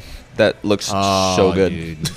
That's so elaborate, though. That's a lot of steps to achieve that one slice. That's what I'm saying, though. That's I don't know. It's kind of what I think is so interesting about it. It's you put a ton of work in and you get so much work. Yeah, but what you get out of it is really, really good. So it is. So do you have any favorite grapplers? Because you said you follow you'll sit and watch YouTube or whatever the case is. What do you outside of the gym? That's because I asked you this, Chris. Yeah. Do you have? You don't even have to. I use the word influences. That might be too strong of a word, but other sources of information could be people, it could be websites, could be instructionals that you go to consistently, or you like that person's approach or that resource's approach, in addition to what you get here? Obviously, you've been training here for a while. You like what Paul's giving you at least. Like, what are some of the other like resources and influences out there? The resources, it's I don't know. It's pretty random. I watch a lot of I also am fascinated by takedowns, so I watch a lot of judo videos. Oh, yeah. I think judo's really cool, and just Chris approves. Look at yeah. I think judo's really, really interesting, and just how effortless they make it look, and it's not. It's it's that's until you look at their fingers and realize there's thousands of reps of arthritis. Yeah, exactly. So I think I watch a lot of like judo instructionals and stuff like that, and I watch when it comes to like just purely jiu-jitsu stuff, I'll watch I watch 10th Planet a lot because I think the stuff that Eddie Bravo does is fascinating. That guy just has crazy leg dexterity. Like, that just doesn't make sense to me, how he can like just I know just Nick grab, needs like, to do that. Like, yeah. He should. Like, it's Oh yeah. he can do a rubber guard. He would Like, be Nick can do he'd a have a rubber- nasty rubber guard if he worked it. Like Yeah. I mean, you could do a good rubber guard if we trained it, right? Like, yeah, and that's sure. the thing. I would is- need more this way, but like But that's what Nick can do. Yeah, that's the thing. He can Like, he can take his heel and put it behind his head. It's Yeah. crazy. Yeah. So what's weird is when we grapple, I feel like you play like very much like a spider guard, like Yeah, something yeah. that's not. Oh, that's all I got. That's not I got 10th Planet. I got all Really. that from Paul. That's all. That's from, the thing. It's yeah, like that's 10th all from like Paul. I don't. Well, they don't do geese. You can't do spider. I guard, know. really. Yeah, yeah. But that's the thing. Like I don't. I've never really. Maybe I haven't, but it's like I haven't seen you try Twister Side or what are some other like anything with Like the truck. I fucking mean, obviously in mission- lockdown. Well, like yeah, control and that I sort try of to stuff. get to the truck. I just fail miserably Oh. every time I try. I mean- I'm just not good at getting to it. What are some of the other quintessential Mission 10th control, right? Like that's off of rubber guard, Okay. and then stoner this and that, and Then there's I like love the names, there's like too. the hook. It's like- There's like some hook thing. I don't know. What's funny is like you just change one position, like now you're in the pirate's hook or something. You know? Yeah, exactly. And I'm I like, mean, it's like, but at least you know specifically what it is. So but that's the thing. That's good language. Speaking and of- that's good speaking of conveying which- information. so Danaher calls the He calls the lockdown something else. he calls it the scorpion. Yeah. But I'm talking about a more generic like headquarters. Anytime you're squatting, The split squat. split squat. Yeah, split squat. Yeah. So that's Which, I what- mean, that's direct, clean language. If I were to it's a describe little to you- broader though because you could be in headquarters, you could be in half guard. Like the guy could have his. It's a his- quarter guard, sort of, too, right? He could Like be a- quarter guard. yeah. Like it says nothing about the opponent's feet being connected or not. Like they could not be connected, and you're basically in headquarters. They could be connected in half guard, or they could be connected in quarter guard. You know. but it's clean language. But yeah, it's clean language. So is it okay? So for the perpetuation of jiu-jitsu, should we, we as a community, agree upon language, Nick. You're the guest. Go for it. right? What do you think? You're Because, also a like, how programmer. much easier So he's would like, it- I'm all about syntax, Wouldn't it, motherfucker. would it make conveying information easier? I mean, mean, it's yeah. a loaded question, right? Programmers seem to agree on that. That like, yeah, if you make things universal, they're easier to understand. I mean, and then there's like huge debates when they make revisions to a language. Like that's like massive debate. Like Yeah. if you look at like JavaScript, well, people are like, what? But if you look at JavaScript, which is a programming language, and how it's evolved, it's like what ends up happening is it's very democratic. Chris would actually, I know ahead of time, Chris would love this. All the programmers basically make proposals about things to add to the language because they're programming and they're like, we reached a situation that it's awkward to do with what we currently have. Can we So add? how do we do that with jiu-jitsu, though? That would be basically adding another name for a position. That would be the easiest kind of synonym between the two things. Would be like, oh, we talk about split squat, but it could be split squat from an open guard or a grilled chicken guard. You know what grilled chicken is, Yeah, right? yeah. Yeah, you could do that, or from half guard or from quarter guard. So do we need to have different names for those things potentially? But then when you start worrying about Inheritance. minutia, when you worry about minutia though, then like that's you That's start part of the bingo. codifying things, What? right? That's part of the bingo. Oh, the when Chris minutia. says minutia. Yeah. Do I say minutia a lot? Yeah, I guess you do. You do. Yeah. I've been listening. You do. Like, if we worry too much about minutia, then doesn't that? I think when you worry about that, it forces the student to worry so much about that minor thing that it closes off the creative aspect of them being able to look at things on a broader concept. Well, first of all, just because someone makes a proposal doesn't mean that the people accept it. Like they look at it as certain criteria like that, you know? Okay. Imagine we didn't have the word headquarters or split squat. And then we said, hey, man, why don't we just call this split squat or call this headquarters position? Maybe at that point we'd be like, hey, that's a more reasonable thing, so let's call it that. You So know? then we have to look at it from a tactical standpoint too, right? Like, I think one of the strengths of 10th Planet is that they have these fucking wonky names that nobody knows. Love it. It's not descriptive as to what it is.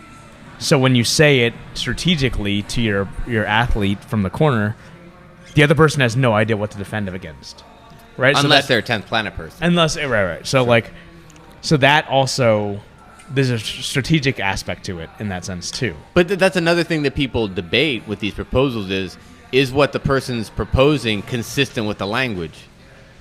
So it's like, you know, if you're in 10th Planet, you don't have to worry about consistency. You have to have a wacky name that a stoner would come up with. No offense, I say that with love because I think the names are cool. I mean, like you're usually describing it just so it's so it's like if I just said, yeah, this is going to be the split squat, people in the 10th Planet system would be like that, So split that's an squat. interesting thing, No, right? Like, so in studying personal training for a little bit that I did, like there's something to using concise language when you're instructing people, sure. right? And like that's why, for example, in the personal training world, you should always try to use positive language, not negative language, right? Instead of like, What if we use negative language for bad positions? Maybe that would encourage students not to be in them. but no, Like I bottom mean, it's side, in terms of like instruction. shit, under Tyler and Mount. No, like for example, like, I'm Shittier. trying to give you a clear instruction of like, instead of, let's say we're doing like a bicep curl, instead of like, don't move so fast, I should say go slower. Right, like clear, concise language where the person doesn't have that extra step to process in their head, right?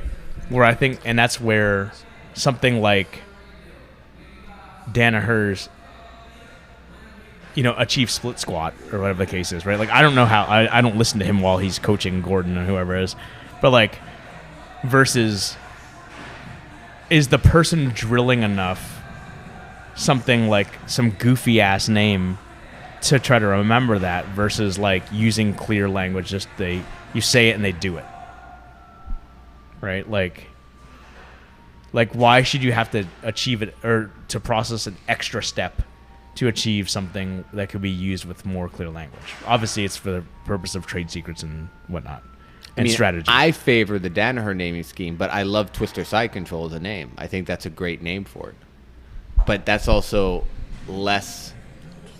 That doesn't sound like Mission Control. It doesn't sound like some of these other more exotic names that are out there. But maybe how do you define? I mean, Rubber Guard is a more generic name. Yeah. But even still, I guess rubber. But it's already built off that because now. Right. Keenan To me, it's calls just it's a high guard, right? Like it's a high close guard. Yeah. So, that's kind of. I don't know. Actually. On that subject, Nick, last week we were talking about instructionals or things that were kind of like techniques or concepts that were like game changing for us as grapplers. Have you had a moment like that or moments like that where you learned something, whether it's from Paul or from someone else, where you're like, holy shit, that's kind of changed things for me? Or has it just been kind of a gradual, like, yep, just add a piece here, add a piece there? I mean, I've definitely had moments where things clicked, where it was like, I hit like a sweep or something, or like, I remember like the first time I hit like a bump sweep, which is like, that's a sweep I go for a lot, because like I'll just, it's just somewhere I find myself where it's almost easy to set up too. Because you can kind of just like focus over here and just get them to come over here to the left, and then you just hit to the right and just come up real quick. And I've definitely had moments where things like click, where I'm like, oh, that's why you do it this way or whatnot. Nothing I can name off the top of my head, but like I've definitely had like, eureka moments in rolling. And that's always the eureka moment too, is when you're rolling. It's Fully resisting opponent. Yeah, exactly. That's the time when it's really clicked. I've never had it click when I'm just on the mat, like, learning a new technique that I don't know. Yeah, I can say that one thing that was never told to me, but was an important realization for me, is the difference between how a technique feels when you execute it in drilling versus how it's going to feel live. Yeah. Like, for the longest time, I don't know how long it was, but definitely as a white belt, there was a period until I had that realization where I was trying to get the same feeling rolling live as I did drilling, and then I realized actually when you do it live, it's going to be a lot messier. Yeah. And that was me until like a year ago. And it's like this is the idealized version of what you're doing, but it's not a realistic look of what you're doing. Yeah. And it also makes you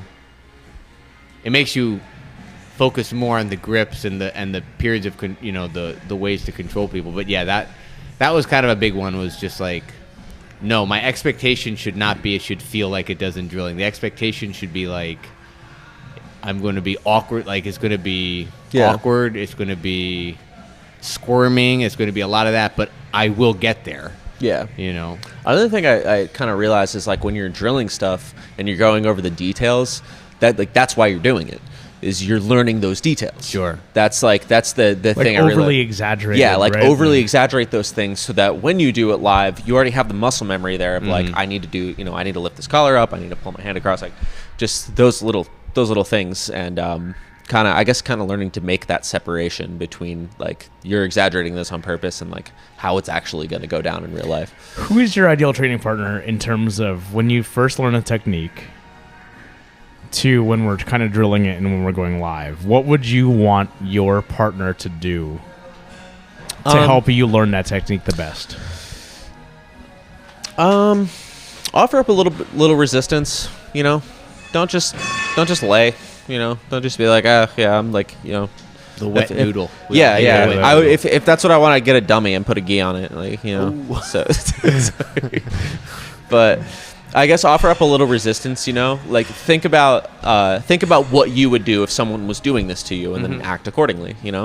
Maybe not like maximum resistance, but like, which is equally as frustrating. Yeah. When someone's sitting there and you're like trying to practice the technique, and you're like, all right, we're not rolling. Like, chill. This is the first time you're doing the move. Yeah. And they're like, look, I defended. I'm like, this is the first time I'm doing the move. And you know what I'm doing. And you know exactly what I'm doing. Yeah. I'm going slow. I'm unsure of myself. It's an annoying thing, isn't it? Like, it's like, see, I would just do this. It's like, yeah, you're doing, like, you could do a lot of things to me right now because I'm going super slow. I'm super methodical, and you know exactly what I'm doing. Yeah, that's always an annoying thing. So that's the other one, is setups. Like, when Paul would just say, well, you need to work your setups, and I didn't know what that meant as a white belt. And now I'm understanding what setup. And I don't think setup is actually the best word, but that's the jiu-jitsu word for it. Is a better language to say, these are the situations you will encounter often that would allow you to do this? I think I do prefer the idea of a dilemma versus setups. But I mean, I do get set up. Like, I mean, it does work, but it's more than, to me, a setup is a subset of what you're actually doing to increase the likelihood that your move succeeds. Right. Because that's really what the goal is, right? What can I do to allow me to? What do I do prior to the execution of said move so that my move succeeds? Right? So I think disguise is part of it. I think Kazushi is part of it. And I guess it depends on how broadly you define the word setup. Because people could say, well, that's a type of setup, being, subterfuge. Like, not grabbing the key grip right away and telegraphing it. You know what I mean? Yeah. You know what I mean? Like, but that's strategy at that point. That's not even technique, right? So, like, okay, so now that how long have you actually trained Muay Thai? In total, because I did a little bit last year too. I guess 8 months. I guess in total, consistently now, like I'm like maybe a couple weeks and a month, and then like before that I was like a couple months there. But it wasn't consistent. It was spread out. So. Do you obviously do more jiu-jitsu? Because we just offer more jiu-jitsu classes than striking classes. Do you enjoy one or the other? And do you feel that there are teaching and training methods that are used in Muay Thai that could be better lent to jiu-jitsu and vice versa? Because like I feel as though like there's a huge difference in the way Muay Thai is taught versus the way jiu-jitsu is taught. Yeah. And do you think that one could help the other if integrated more? Like, like there's a huge separation of like striking and grappling right now. Yeah. But like, is there some crossover that could be better utilized?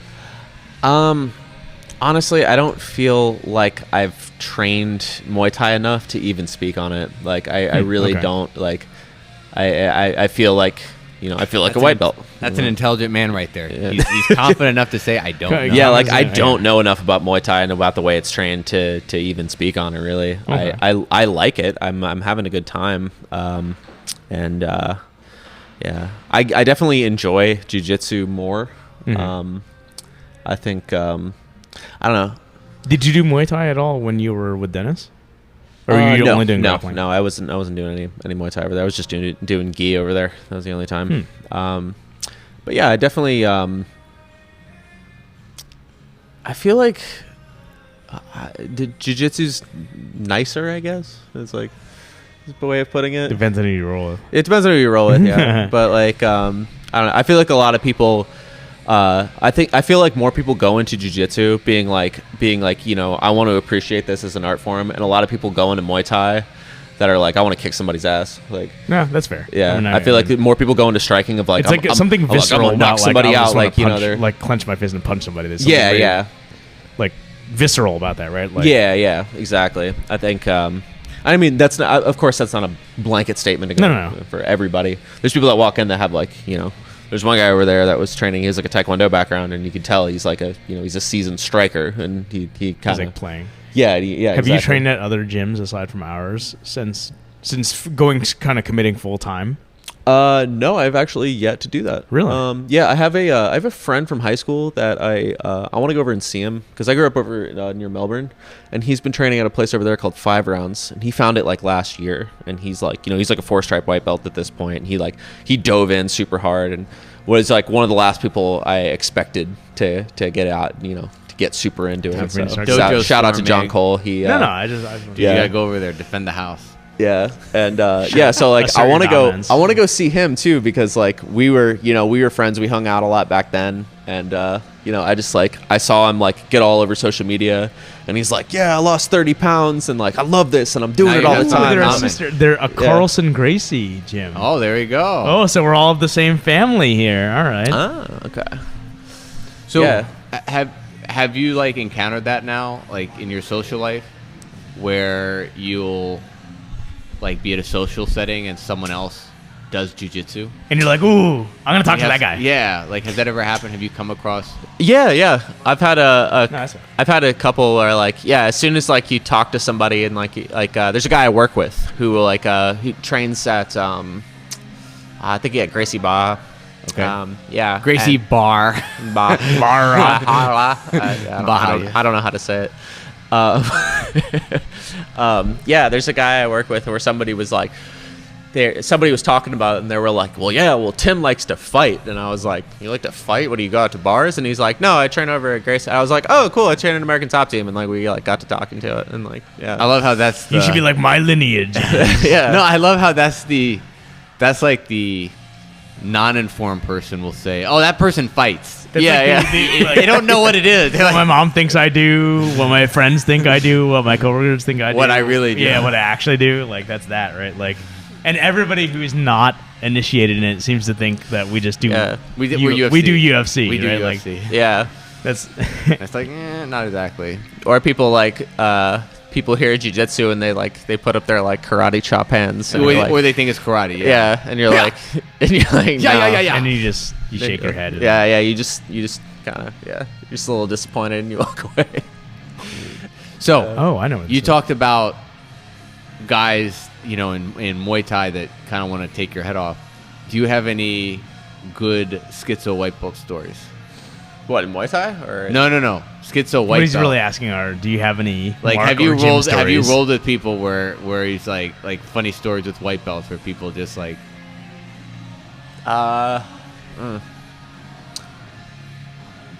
I know I guess I kind of learned early on that like when you get better, you have to learn how to scale, because like one of like my first classes I rolled with Kali. Oh my god! And he wrecked me. He like destroyed me. dude, this guy's early rounds sucked. Oh You my got God, Tyler, then he got Kali. He's got Kali and young Kali. yeah, that's Jesus wild. Christ. Whoa. But also like I knew going in that I was like this is gonna suck sometimes. I'm gonna get crushed sometimes, and that's just part of the game. And like I was kind of like I was exactly what this halfway expecting that, and so it wasn't as bad, I guess. But Why do you think you had that expectation? I don't know, just because I was like I don't have any like formal training at all, and I was like, But I think that's a very unique, a very rare The idea that approach to have to come in with the expectations, because I feel a lot of people come in and they're like, I'm gonna flex on these people. No. They might know stuff, but I'm an athlete. Like I work out at the gym, I'm strong.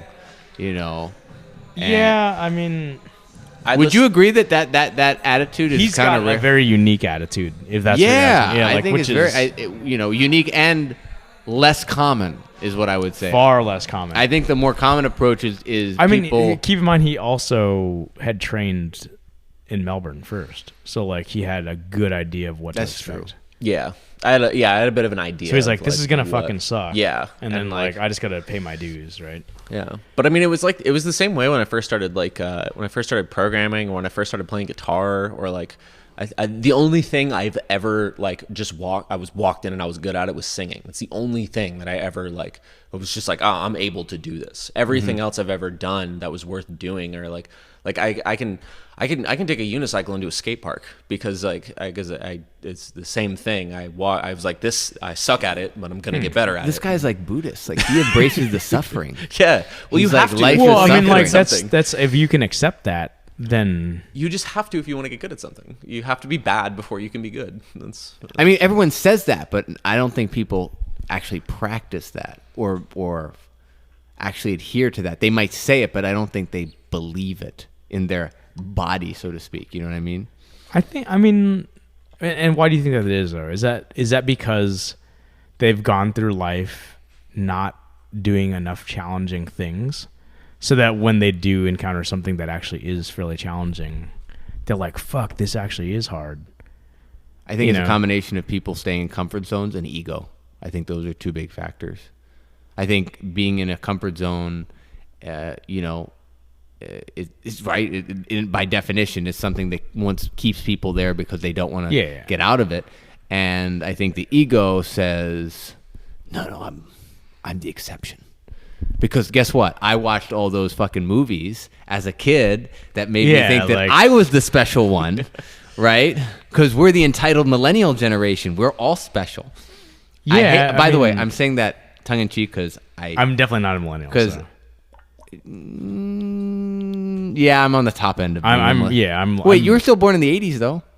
Yeah, but I'm like my definition of millennial is different than like. Okay, whatever. I don't like the term millennial. I don't like the stuff that goes along with it. I do like using that. It's no different than people I know, from but- Gen X and whatever. No, the baby know. boomers are calling Gen X millennials, basically, right? Like, I know. I get you. And Gen Z is calling everyone that's not them a boomer. A boomer, yeah, exactly. Wait, so what is Gen Z at this point? Are they? They're like, How old Is are that they? Victor?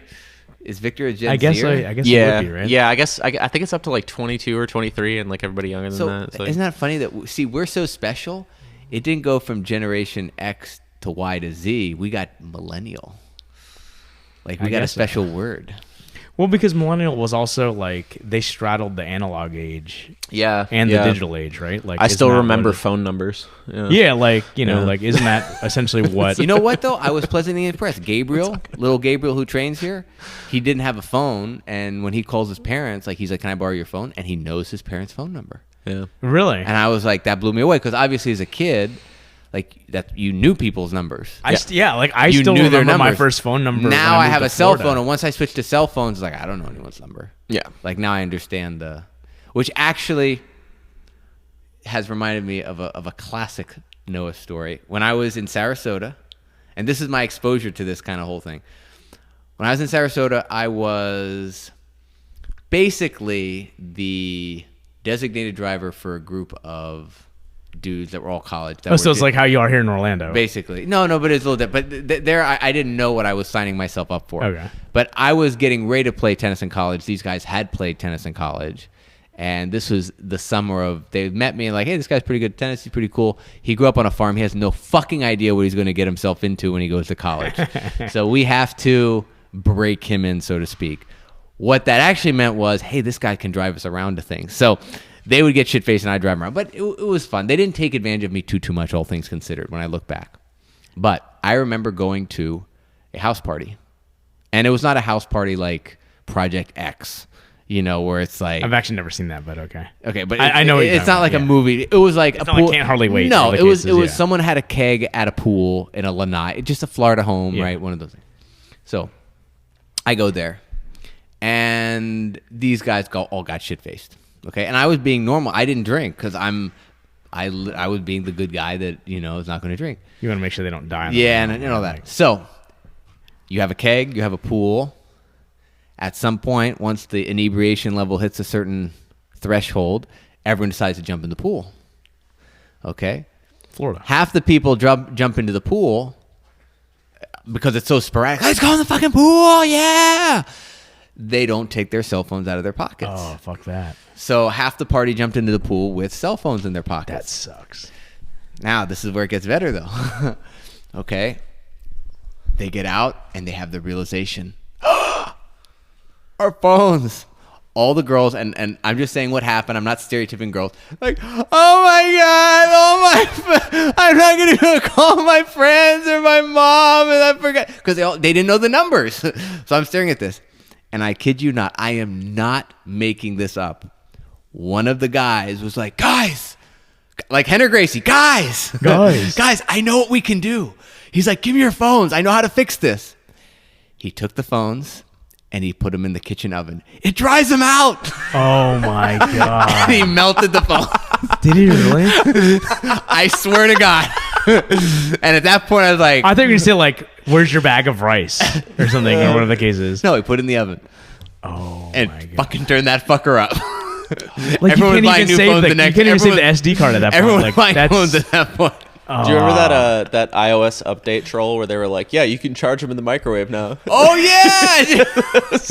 Dude. So, like, it's interesting that you literally said iOS update troll, and we knew exactly what it was, right? Like, so, like, COVID's been going on, and I hadn't seen my dad, who's beyond baby boomer. He's a senior citizen, right? Like, since... Let's just call him a boomer. I mean, yeah, he's a boomer, right? he's- Like, for sure. he's like 60 something or 70 or I don't even know. That's boomer. But like, so we went over to my sister's place a couple weeks ago. When like the ban was lifted, or not, when the quarantine was lifted and stuff, and I'm like, "Have you guys been doing blah blah blah?" Like I chat with him every so often, but like as a male, like I'm not very good like connecting with family. I was like, "You been all right, Dad? You've been quarantined at work. What have you been doing?" And my brother-in-law, Doug, he's like, yeah, so Chuck burnt the fuck out of his throat because my dad is on Facebook now because he sees the value of being able to connect with people easily, right, via one source. He followed a goddamn meme early on in the days of COVID of, you can just get rid of COVID by drinking basically boiling water. And he fucking drank boiled water, and this and Doug was like, "Yeah, like, Dude, that makes, like your dad couldn't." That pains me. Like that hurts. That's a shame, right? Like, and Yeah. so like the family member, like, okay, it's terrible, so right? I have a theory, and I've told this to my parents, but I believe that there's a certain age. I don't know what it is, but I might think my parents qualify. I think your father qualifies. Just by Yeah, that he story. burnt the fuck out of his throat. There needs to be like an owner's manual for the internet, or they're incapable of understanding the internet. So that's interesting, right? Like, because I think that not the internet in general, but like I would say technology, that there's a weird transition between Because how many Zoom calls have you seen nowadays with like fucking 60-year-olds, and everybody's got their camera like this, and they're all going like, But "Oh, can you hear me? Can you hear me?" No, but Right? that's like This angle. that's like You know what I'm talking unfamiliar. about, right? So that's comedic, but that to me is innocent, and that's tolerable to me. But there's There's a trust issue a huge trust issue because people don't realize that the internet. it's a medium. My parents don't realize that the internet is not what their sources of information were when they were growing up. Right, like it's not trusted, the same. properly. They don't understand that. Cited, yeah. You know, and Vetted. especially social media, because my parents are not on social media. They probably shouldn't be. Whenever right? they ask about like, well, what about this thing? I say, you don't want to do it. You don't want to do it. But Like they there's- have you see, like that's awesome. They have the willingness to say I don't know and ask somebody who's more familiar with it, right? Yeah, and it also helped that I study computer science, and it's like so I have the extra thing of me being quote a But there's domain something expert. about like early adopters of like so if How many times? Sorry to interrupt, but I have a great story for this. How many times? I bet this happened to you guys. Happened to me. Where I've texted one of my friends who's my age to tell them your parent just posted a scam thing on Facebook. Yes. Let them know like what is your mom doing? And she's like SMH. I texted her. She took it down. Like an hour later. It's like the classic was like the Facebook thing. Like if you post this, you'll start to see posts from people that you've never seen before. You know what I mean? Yeah. Cut and paste, and it's like, and it really works. And she and I love her mom. Like she's an awesome lady. No, and she's it doesn't make the bad and I'm people. friends with her on They Facebook. literally just don't know better. And most of it is Yeah. like she's posting stuff about do not she's authorize an Facebook. unbelievable musician, and she's posting things about her events. But then she posted that, so then I immediately screenshot it, sent her to her daughter, who's my age, actually a little younger, very hip to all this stuff, obviously, and big into social media. And she's just like, I had to tell my mom, and she took it down. But it's like that's the thing. It's like we for whatever reason, just like the younger generation is going to have this innate ability that we don't have because they just grew up with it. We have the ability. We have a better spam filter or shit filter. We can go to a website. My dad will go to a website and look at a website like The Onion and be like and think no right? beyond that, he'll go to a website that I can tell immediately is a bullshit website based on the ads that are being surfaced all over the fucking place. You mean like ONA? No, not God almighty. Let's not go down that rabbit hole, man. Please, let's not go down that You mean like that rabbit one? But a site Sorry. like that, although I think they might actually do a better job, but a better job in terms of the ads they're surfacing. Of trying to actually I'm talking about like when you go there and all you see are like HydroCut ads, testosterone, and like just all this random shit, and they're all trolley singles in clicks. your Like area. you could have worms in your body right now, kind of stuff, And it's like I can tell right away this is I'm not going to trust what's on this website at all, And the problem is, for whatever reason, my parents will look at that and it will not register. They won't see that garbage and be like, that's garbage. So my cutoff and my filter or the thing that I think distinguishes that generation that you're describing to what I would say I'm probably the first generation of this, maybe a little bit older than me, but is if I can hand you essentially a smartphone, whether it's iOS, Android, even a fucking Android box on your TV, and I'm like, something as simple as go to settings, make the color black and white. A simple function like that. I think that's even a little harder. Is it really? Where I mean, can say like where I can making pick it up any monochrome. digital device and realize like I have 100% control of the thing via something like settings. Yeah. Like I can hop on a Mac. You're exactly right, and this comes from a user interface point of view. It's like we have a familiarity with user interface in our head. Yes. They don't. Yeah. Like for them, the closed windows in the upper right, that doesn't register for them. Right. Like That's not in their I head. just That's not know in their whether it's mental I'm on map. a Mac, I'm on a whatever. Like that just closes. I should it, go right? up Like, there, yeah. Yeah. And at the bottom is where the minimize. I'm still telling my parents go to the bottom, and they don't know the bottom means. Yeah, like the minimize idea of program like there's windows, this analog transition and trying to teach like for example like my father-in-law the idea of a picture that I've emailed him of Connor. Like you don't need to access that email to view that. Just save it to your desktop or something, right? Yeah. And to try to teach him how to like hey Charlie, these are filing cabinets, right? Like you're looking at filing cabinets in your house. This filing cabinet is essentially a folder, right? And there are subfolders, which are the drawers, and there are folders within those drawers, and just like But they subfolders. still don't have that mental They still, map. it's like there's some sort of like this abstract level of thinking that's required to do that. That it definitely skips a generation. It goes straight from them to us, where we get it now, right? Because we had to deal with like the fucking dial-up, like and like that was ingrained to us very, very early on with like Windows 3.1, right? Like where they don't get that, and I think we see that a little bit with jiu-jitsu. I think with older generations, they're still stuck in this compartmentalized, like technique for technique versus systems-based approach to things. You like how I brought that full circle? Oh, you brought it full circle. Oh, you like that? You like Wow. that? I've been plotting that this entire time, by the way. So, what do you think about that? Hell of a setup. I think That's a hell of a setup. I think- so much Kazushi. I think a lot of Looking at I it- am caught off guard. So there is Kazushi there. Yeah. But I do think that when you see there is a term, it's called digital natives. We're not digital natives. People that were children born when there were already smartphones. Why the fuck did Mark turn off the AC, by the way? I'm hot already. That asshole. Pardon me. Go on. And we're back. Jesus. So, damn it, Mark. regarding what you said about having a familiarity with computers and digital interfaces, and that lending itself to maybe producing better jiu-jitsu practitioners, is kind of what you were saying. I think that it's possible. I don't know it entirely, but thinking about things, I think you have that generation training jiu-jitsu. I think Keenan Cornelius is a great example of a guy who does that, and the way he thinks about jiu-jitsu is influenced by that. And I think that's going to permeate through jiu-jitsu, because you're going to have people that have this mindset doing jiu-jitsu, and they might relate things slightly differently. I don't know if that's going to produce a better jiu-jitsu practitioner. So Jacare, for argument's sake, let's assume a guy like Jacare, Rodolfo Rivera, these world-class champions, are not those guys. Maybe they are. I think that they're probably on the cusp, right? They're probably There's those like millennial I'm guys. not at all implying that they're not. Right. But for the sake of argument, you know, let's say what would be a slightly older generation. Well, it doesn't matter. For the sake of argument, For Shanji's kind of even.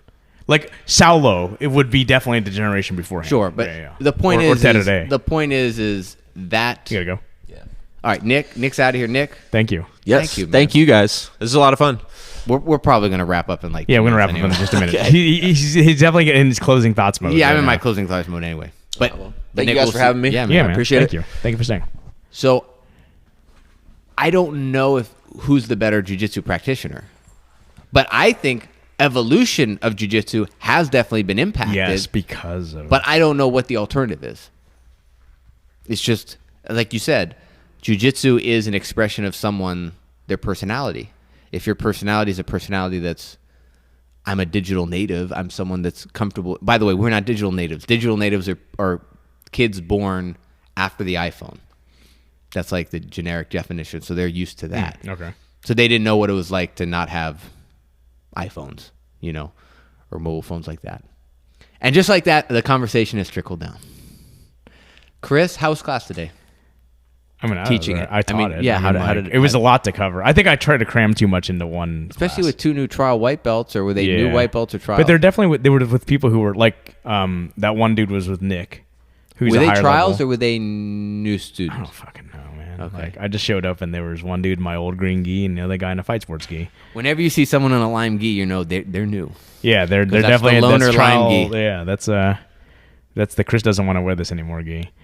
I know, and that says a lot because Yeah, but 'cause I wear lime all green kinds of doesn't shit. mix and match with many things. Yeah, but like my goal was to get purple pants Oh my god. so I could be the Hulk. Right? Oh my god. But like I there are no purple gis anywhere that are A2. So I mean I thought it was okay. I mean it was a lot to cover. Like I got a compliment from Ryan Wilkerson saying like this is an awesome sequence. So like that to me I was trying to cram a lot into a very short amount of time, but I think we got enough Porrada. I think the thing about it is you maintain a structure that's similar to Paul. You give enough time to grapple. So any complaint a student might have about the material, they can't complain because they're like, hey, that was look, I got a good workout in and I got to roll at the end. You know what I mean? I mean, like that's what we're here for. I think the good thing about you is that, and some people might not like it, but I think a benefit of you teaching is you put your own slant on things. Yeah. So you don't copy Paul. You teach what Paul teaches with your own slant. So it gives the people to see a different way to explain the same technique.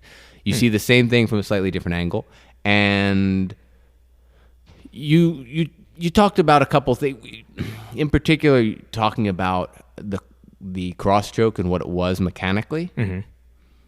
Was a way I hadn't heard of it being talked, and I was like, oh, that's a cool way to actually think of it. So I was like, that makes sense. So I was like, you I kind of like that. Yeah, so I like that. Who can you thank that for? Oh, come on, Matt. Take a shot, Matt Thornton, ladies and gentlemen. That's a Matt Thornton explanation. So. I don't know if I'm sold on the finish to the the clock choke that you showed at the beginning. With the elbow down? Yeah, because I feel like I could just stand up. I think if you catch it fast enough. Yeah, it's like it's essentially it's a top loop choke. Yeah, I just didn't feel like I had enough control of the guy. But again, I was doing it once or twice. I'm not an expert, so maybe. Yeah, you know. I mean, it's definitely like a just fuck it move, you know, Sure. like so. I also like, as you know me, like I don't like giving up my hips to the position, and I feel, in my opinion, like I feel like I'm losing position when I do a clock choke, even though they're so locked in, like they're probably likely gonna tap. Like I feel I'm just gonna fall off, which is why I prefer like the elbow down method. So Gotcha. like you know. But that's the only reason why I even showed it, just because like it's not that I even land that many clock chokes, but you know perhaps it's because I'm afraid of losing position, and so to Ryan Martman's point, just submit. Position bro. just doesn't fucking matter. Yeah, man. dude, Like, just submit from there. Just submit them. Game over. You know? End the fight. Kill them. Yeah. They're dead. Boom, they're dead. It's a Like, fight yeah. over.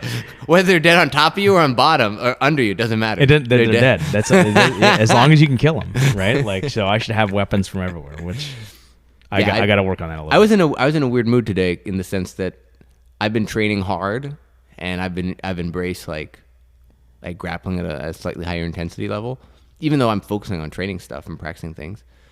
But I just wanted to play today. As you should always want to play. Yeah, no, but it was fun. So Victor and I just, when we rolled, we just kind of played, you know, just did stuff, and definitely didn't, you know, my body felt great afterwards. Then I had to go with Ryan. Then you're like, I had to go with Ryan Wilkerson. I wasn't going to play with him, although he was very flowy.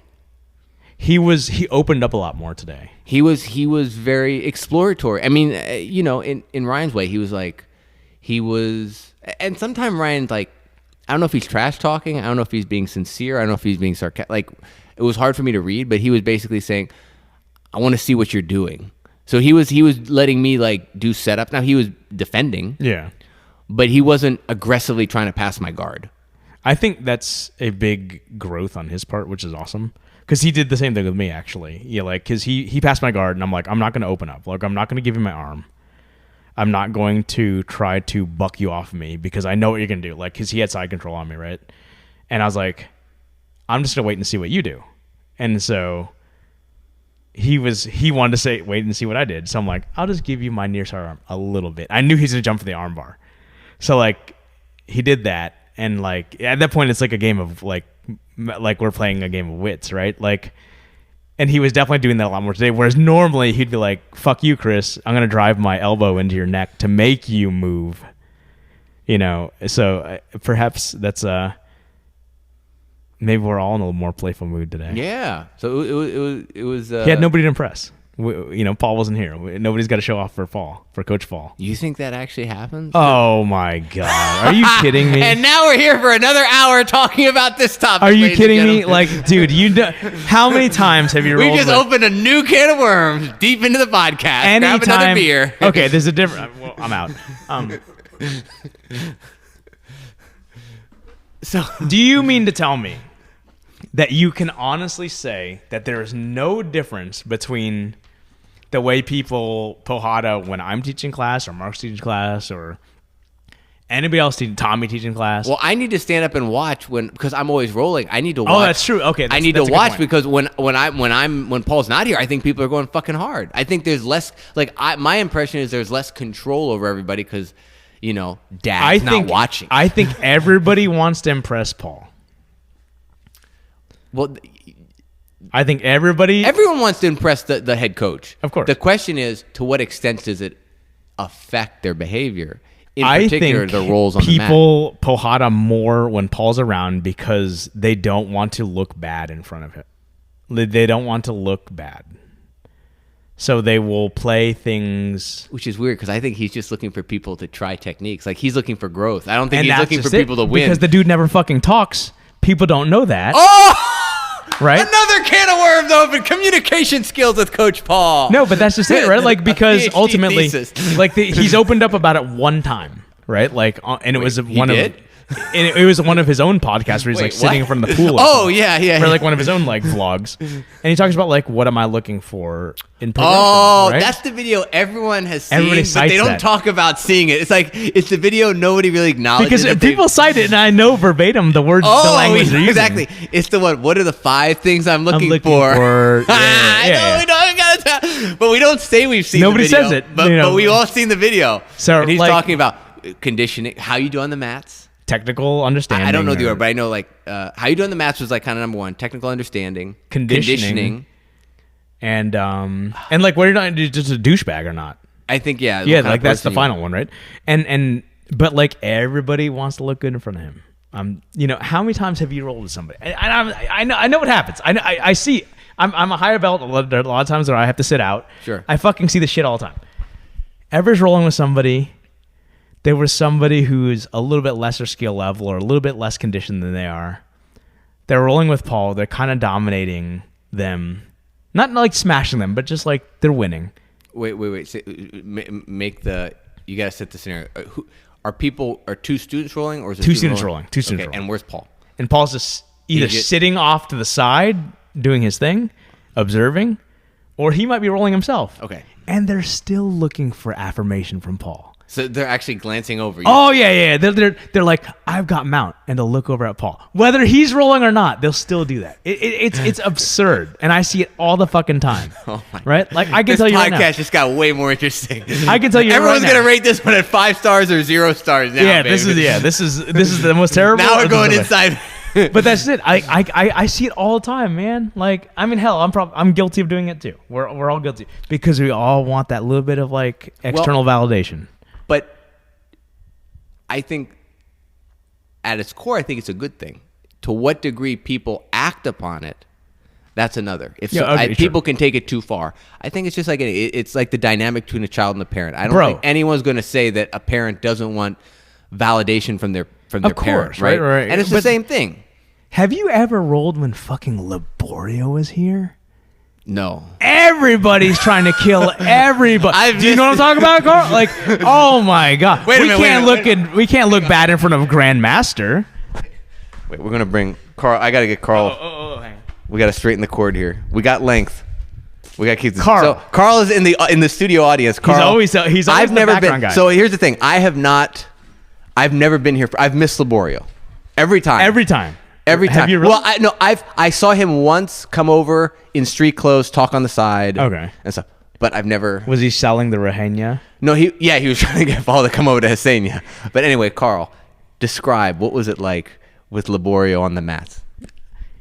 I mean, I can't describe it that well, but yeah, no, Chris is right. Everybody turned it up another couple of notches. Everybody's fucking Hidalgo. Because you're just looking around and you're like, what the hell's going on here?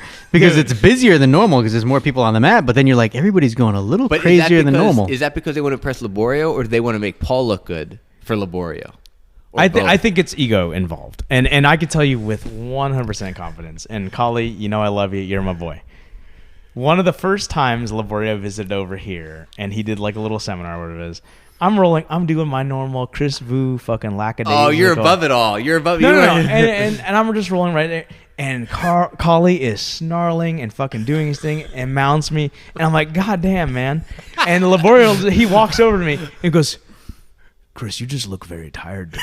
I'm like, yes! And he goes, and I'm like, yeah, because I'm going 60% with a dude who's going 100%, and he's mounted me. He's achieved his 4 points. brothers and sisters are turning against each other. We're turning against each other for the sake because of you're impressing. here, dude, and like everybody wants to look good in front of you. Like I get it, right? Like I get it, and you know, if I gotta take one on the chin for it, so be it. I have that dynamic when I roll with. Wait, did you say Gordon Ryan? No, but, I was but like, with Jesus a Christ. new guy that is a better grappler. I call it the roll to impress. Victor and I have the roll to impress is like you roll hard, but you try to be technical. You want to impress the grappler, so imagine you're selling JB, them. Imagine if JB walked in the door, a new JB walked in the door, and we know JB's a good grappler or something. When if I go with him the first time, I want to quote impress him, so he might want to roll with me again, or at least he won't be like this guy's a fucking nut job. You know what I mean? Or like this guy, or like this gym is worthless. Like how much are you trying to defend the flag? Honestly, I'm not. For me personally, I'm thinking less about the gym's look and more really? about getting his respect as a grappler. Interesting. You know, and I'm being honest. I mean, it might not be the best. It makes me sound egotistical. Or My goal is to always try to be the guy that people want to train with. Well, you're very good. You know who's another person? Tommy. Find one person who would say, I don't want to train or roll with Tommy. Exactly. Tommy's amazing. You know, and it's not in any sort of thing like Tommy's not a good grappler. He's a nice... No, Tommy is a badass on the mat. He's also extremely technical, and he's a joy to roll with. You know? Like my goal is to help everybody here get better, me included. But right? this is true. I prefer talking about people beating the shit out of each other because Laborio's here. But yeah. So like it's 100%, and it's 100% true when Paul's there, because people were going Porrada today, but people were going Porrada. In it's hard. It's really hard to describe because not once did anybody I see look up at me and go like. You know, like that fucking like, did you see that sweep? You know, like, oh, did you see that? Like hey, dad, hey, did you see that, dad? Are you ready for that, dad? You're like, no, I didn't see any of that today. But you see that shit all the time when Paul's here. And he's just oblivious. You know, he's just like, he's watching. Maybe I should take a week and just be like, you know what, guys? Just observe. I'm gonna observe. I'm gonna just stretch. I'm But- gonna fake an injury. I don't want to wish. I'm a big believer in don't be careful what you wish for because you might, you know, that kind of thing. Yeah. So I don't want to actually get injured, so I have to sit on the sidelines. Oh God, with Laborie here, it's out of fucking control. I want to bring him back. We need to bring him back over. It's out of I missed it. control. I fucking missed it. I want to see this. But I do. Here's what I do know. I can imagine is that if a guy like Laborie comes over, people who don't normally train come out. Oh yeah. And it just becomes like, and then he brings some people with him. Yeah. And then it's like, I don't know you, but I'm not going to let you get one up on me because this is my house and I don't know you. And you know what I mean? Like, yeah. Like I got a sense of that when, do you remember when the that UCF school students? came over? No, because UCF students, I think primarily because they were all like beginners. Students. They were Yeah, beginners and students, you know, and they were, some of them I wouldn't even characterize as grapplers. They were people taking a class. Yeah. Right? Yeah. Like, When there was a class that visited, I don't know. oh, was it? Oh, that was from Hobson Mora? Was it Hobson? the Hobson Mora affiliate over in St. Cloud. Yeah, Okay, yeah. Hobson. Okay. How did that? Who was the connection there? That So Paul, I want to say it was Peter. Was it Peter Pan? I don't. This is before I was. Okay, so I want to say that was like a school that Paul had like opened way back in the day, and then Peter Pan like took over and then made it Hobson Mora. and made it a Hobson Mora. Okay. Yeah, and then like they're just connected by way of Paul. So there were you know, two formerly stories from being- that. One, so they came over, and I learned that at other schools they care about belts more because we were like grip fighting, find another partner. I'm like a 2-stripe white belt, you know, just starting to get my sea legs a little bit. Like, hey, I'm kind of. I think I know what I'm doing a little bit, sort of. You know, obviously I didn't, but that's what I was kind of. And I turn around, there's a brown belt from the other school. I'm like, hey.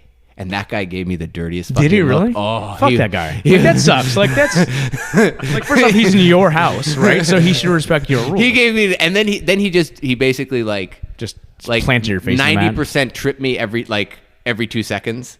You know, like he didn't actually throw me or trip me, but he was actually like almost catching me. Like he was just kind of like a fit in, like an entry. He was into, showing, like, he was flexing on me. And then of course they have green belts. So as the white belts that are like getting close to blue, we're like, oh, what's a green belt? You know, it's like, oh, those are guys that that are between white, the same level. you know. But we're like, ooh, you know. So it's like, ooh, target, you know, like. So then I went with a green belt, and yeah, we went fucking hard, you know. And it was just, you know, it was just like, but why? I don't even know why I was going that hard. You know what I mean? You just didn't know better. I didn't know any better. Ultimately, But those are the two memories I have from that, you know. But why did he even go hard? You know what I mean? Because like, if I'm in his situation, well, if I'm in his situation at green belt, I probably wouldn't know. Like, I don't blame him. He's a green belt. He's essentially he's a white belt, right? Now with the 2.5 years I have under my belt, if I go to another school, I don't want to ruffle the water. I don't want to I want to. No, you're a guest. I want to be. I'm a like, guest. You're a guest. I don't right? want to. I don't want to really submit anyone. If it's a submission, it's a very reluctant submission. You know, it's not like I'm not trying to escalate any situation. You know what I mean? But man, that was just like, you know, we're all on the wall, and then because there wasn't enough room for everyone to grapple, so it was like wall rounds, and dude, that's people watching. You know, same thing. Does an audience matter? Oh yeah, you gotta put on a show, man. You think so? For me, I mean, I like having I like, you know, having that. But when you have people like encouraging you, yeah, you can hear them talking. It makes it more of a competitive situation. But that's independent of what I'm talking about. We're talking about people glancing up. Yeah. Oh yeah. There's the glance up. Hey, did you see that? Did you see that? Did you see that? I'm calling right now. Did you see? I don't care what any. Did you see the belt on my waist? Did you see the belt on the guy I just caught? Did you see? Did you see it? Did you see? I caught that sweep. Do you see how they're different? Do you see that? Oh, that's, dude. I'm telling you right now. Any feedback on this podcast for this portion alone, if you say that you don't roll any different, you're a fucking liar. This is I'll assert my He's calling us out. I will say it right now. If you say no, I don't roll any, like you're a fucking liar. So how because are your I rolls? see that shit. Carl, how are your rolls on Laborio's day? Did you go with people? I don't remember that far back, but I just remember it being like Chris said. I just remember looking around and being like, "What? Everybody's what the hell is going on here?" Like there should have been a disclamer before we came. like just so you know. Like when did this become Mundials all of a sudden? You know, right? Like it's because that's the opposite of what I would have expected. I would have expected everybody to be like a little calmer and it's seminar, everybody's having a good time, and one would think. Yeah, and it went the other way. Yeah. When it's everybody like, look at how good I am, Grandmaster. You know, like, and it's. I mean, man, it is. What you never know who could get promoted on that day based on their performance. Right? Yeah, exactly. Like he's seen you for 5 minutes. Paul, is it cool if I give this guy a brown belt? Right? Like maybe that's the hope. Because there are those impromptu, awesome, like the guy wins a tournament. Could it be me? Could it be me? Yeah, like could it be me? Paul. Where's your roll of tape? You have clearly been holding back on all of these things. Like, I'm throwing it out there right now. Guys, if that's what your mindset is, fuck off. Like, stop that. Like, oh my God. There's a golden stripe. Yeah. Like, is there the special low? Like, did you count? I got that one from Laborio. Right? Like, see that little signature there, Lebo? Is that? I mean, maybe that it's definitely it. I've observed that over the course of however many years now. Like that's 100% been the case. And I guess that goes to something we talk about on the podcast a lot, which is the concept of hero worship in jiu-jitsu, and that's a side effect. And Paul's. He's a whether he likes it or not, exactly. There are going to be people that put him on a pedestal. 100%. Man, well, I had a good laugh, man. Let's like how they say, give it a high note. Yeah. Ladies and gentlemen, you've been a great audience. We will catch you next week. Yeah, next week. Big things.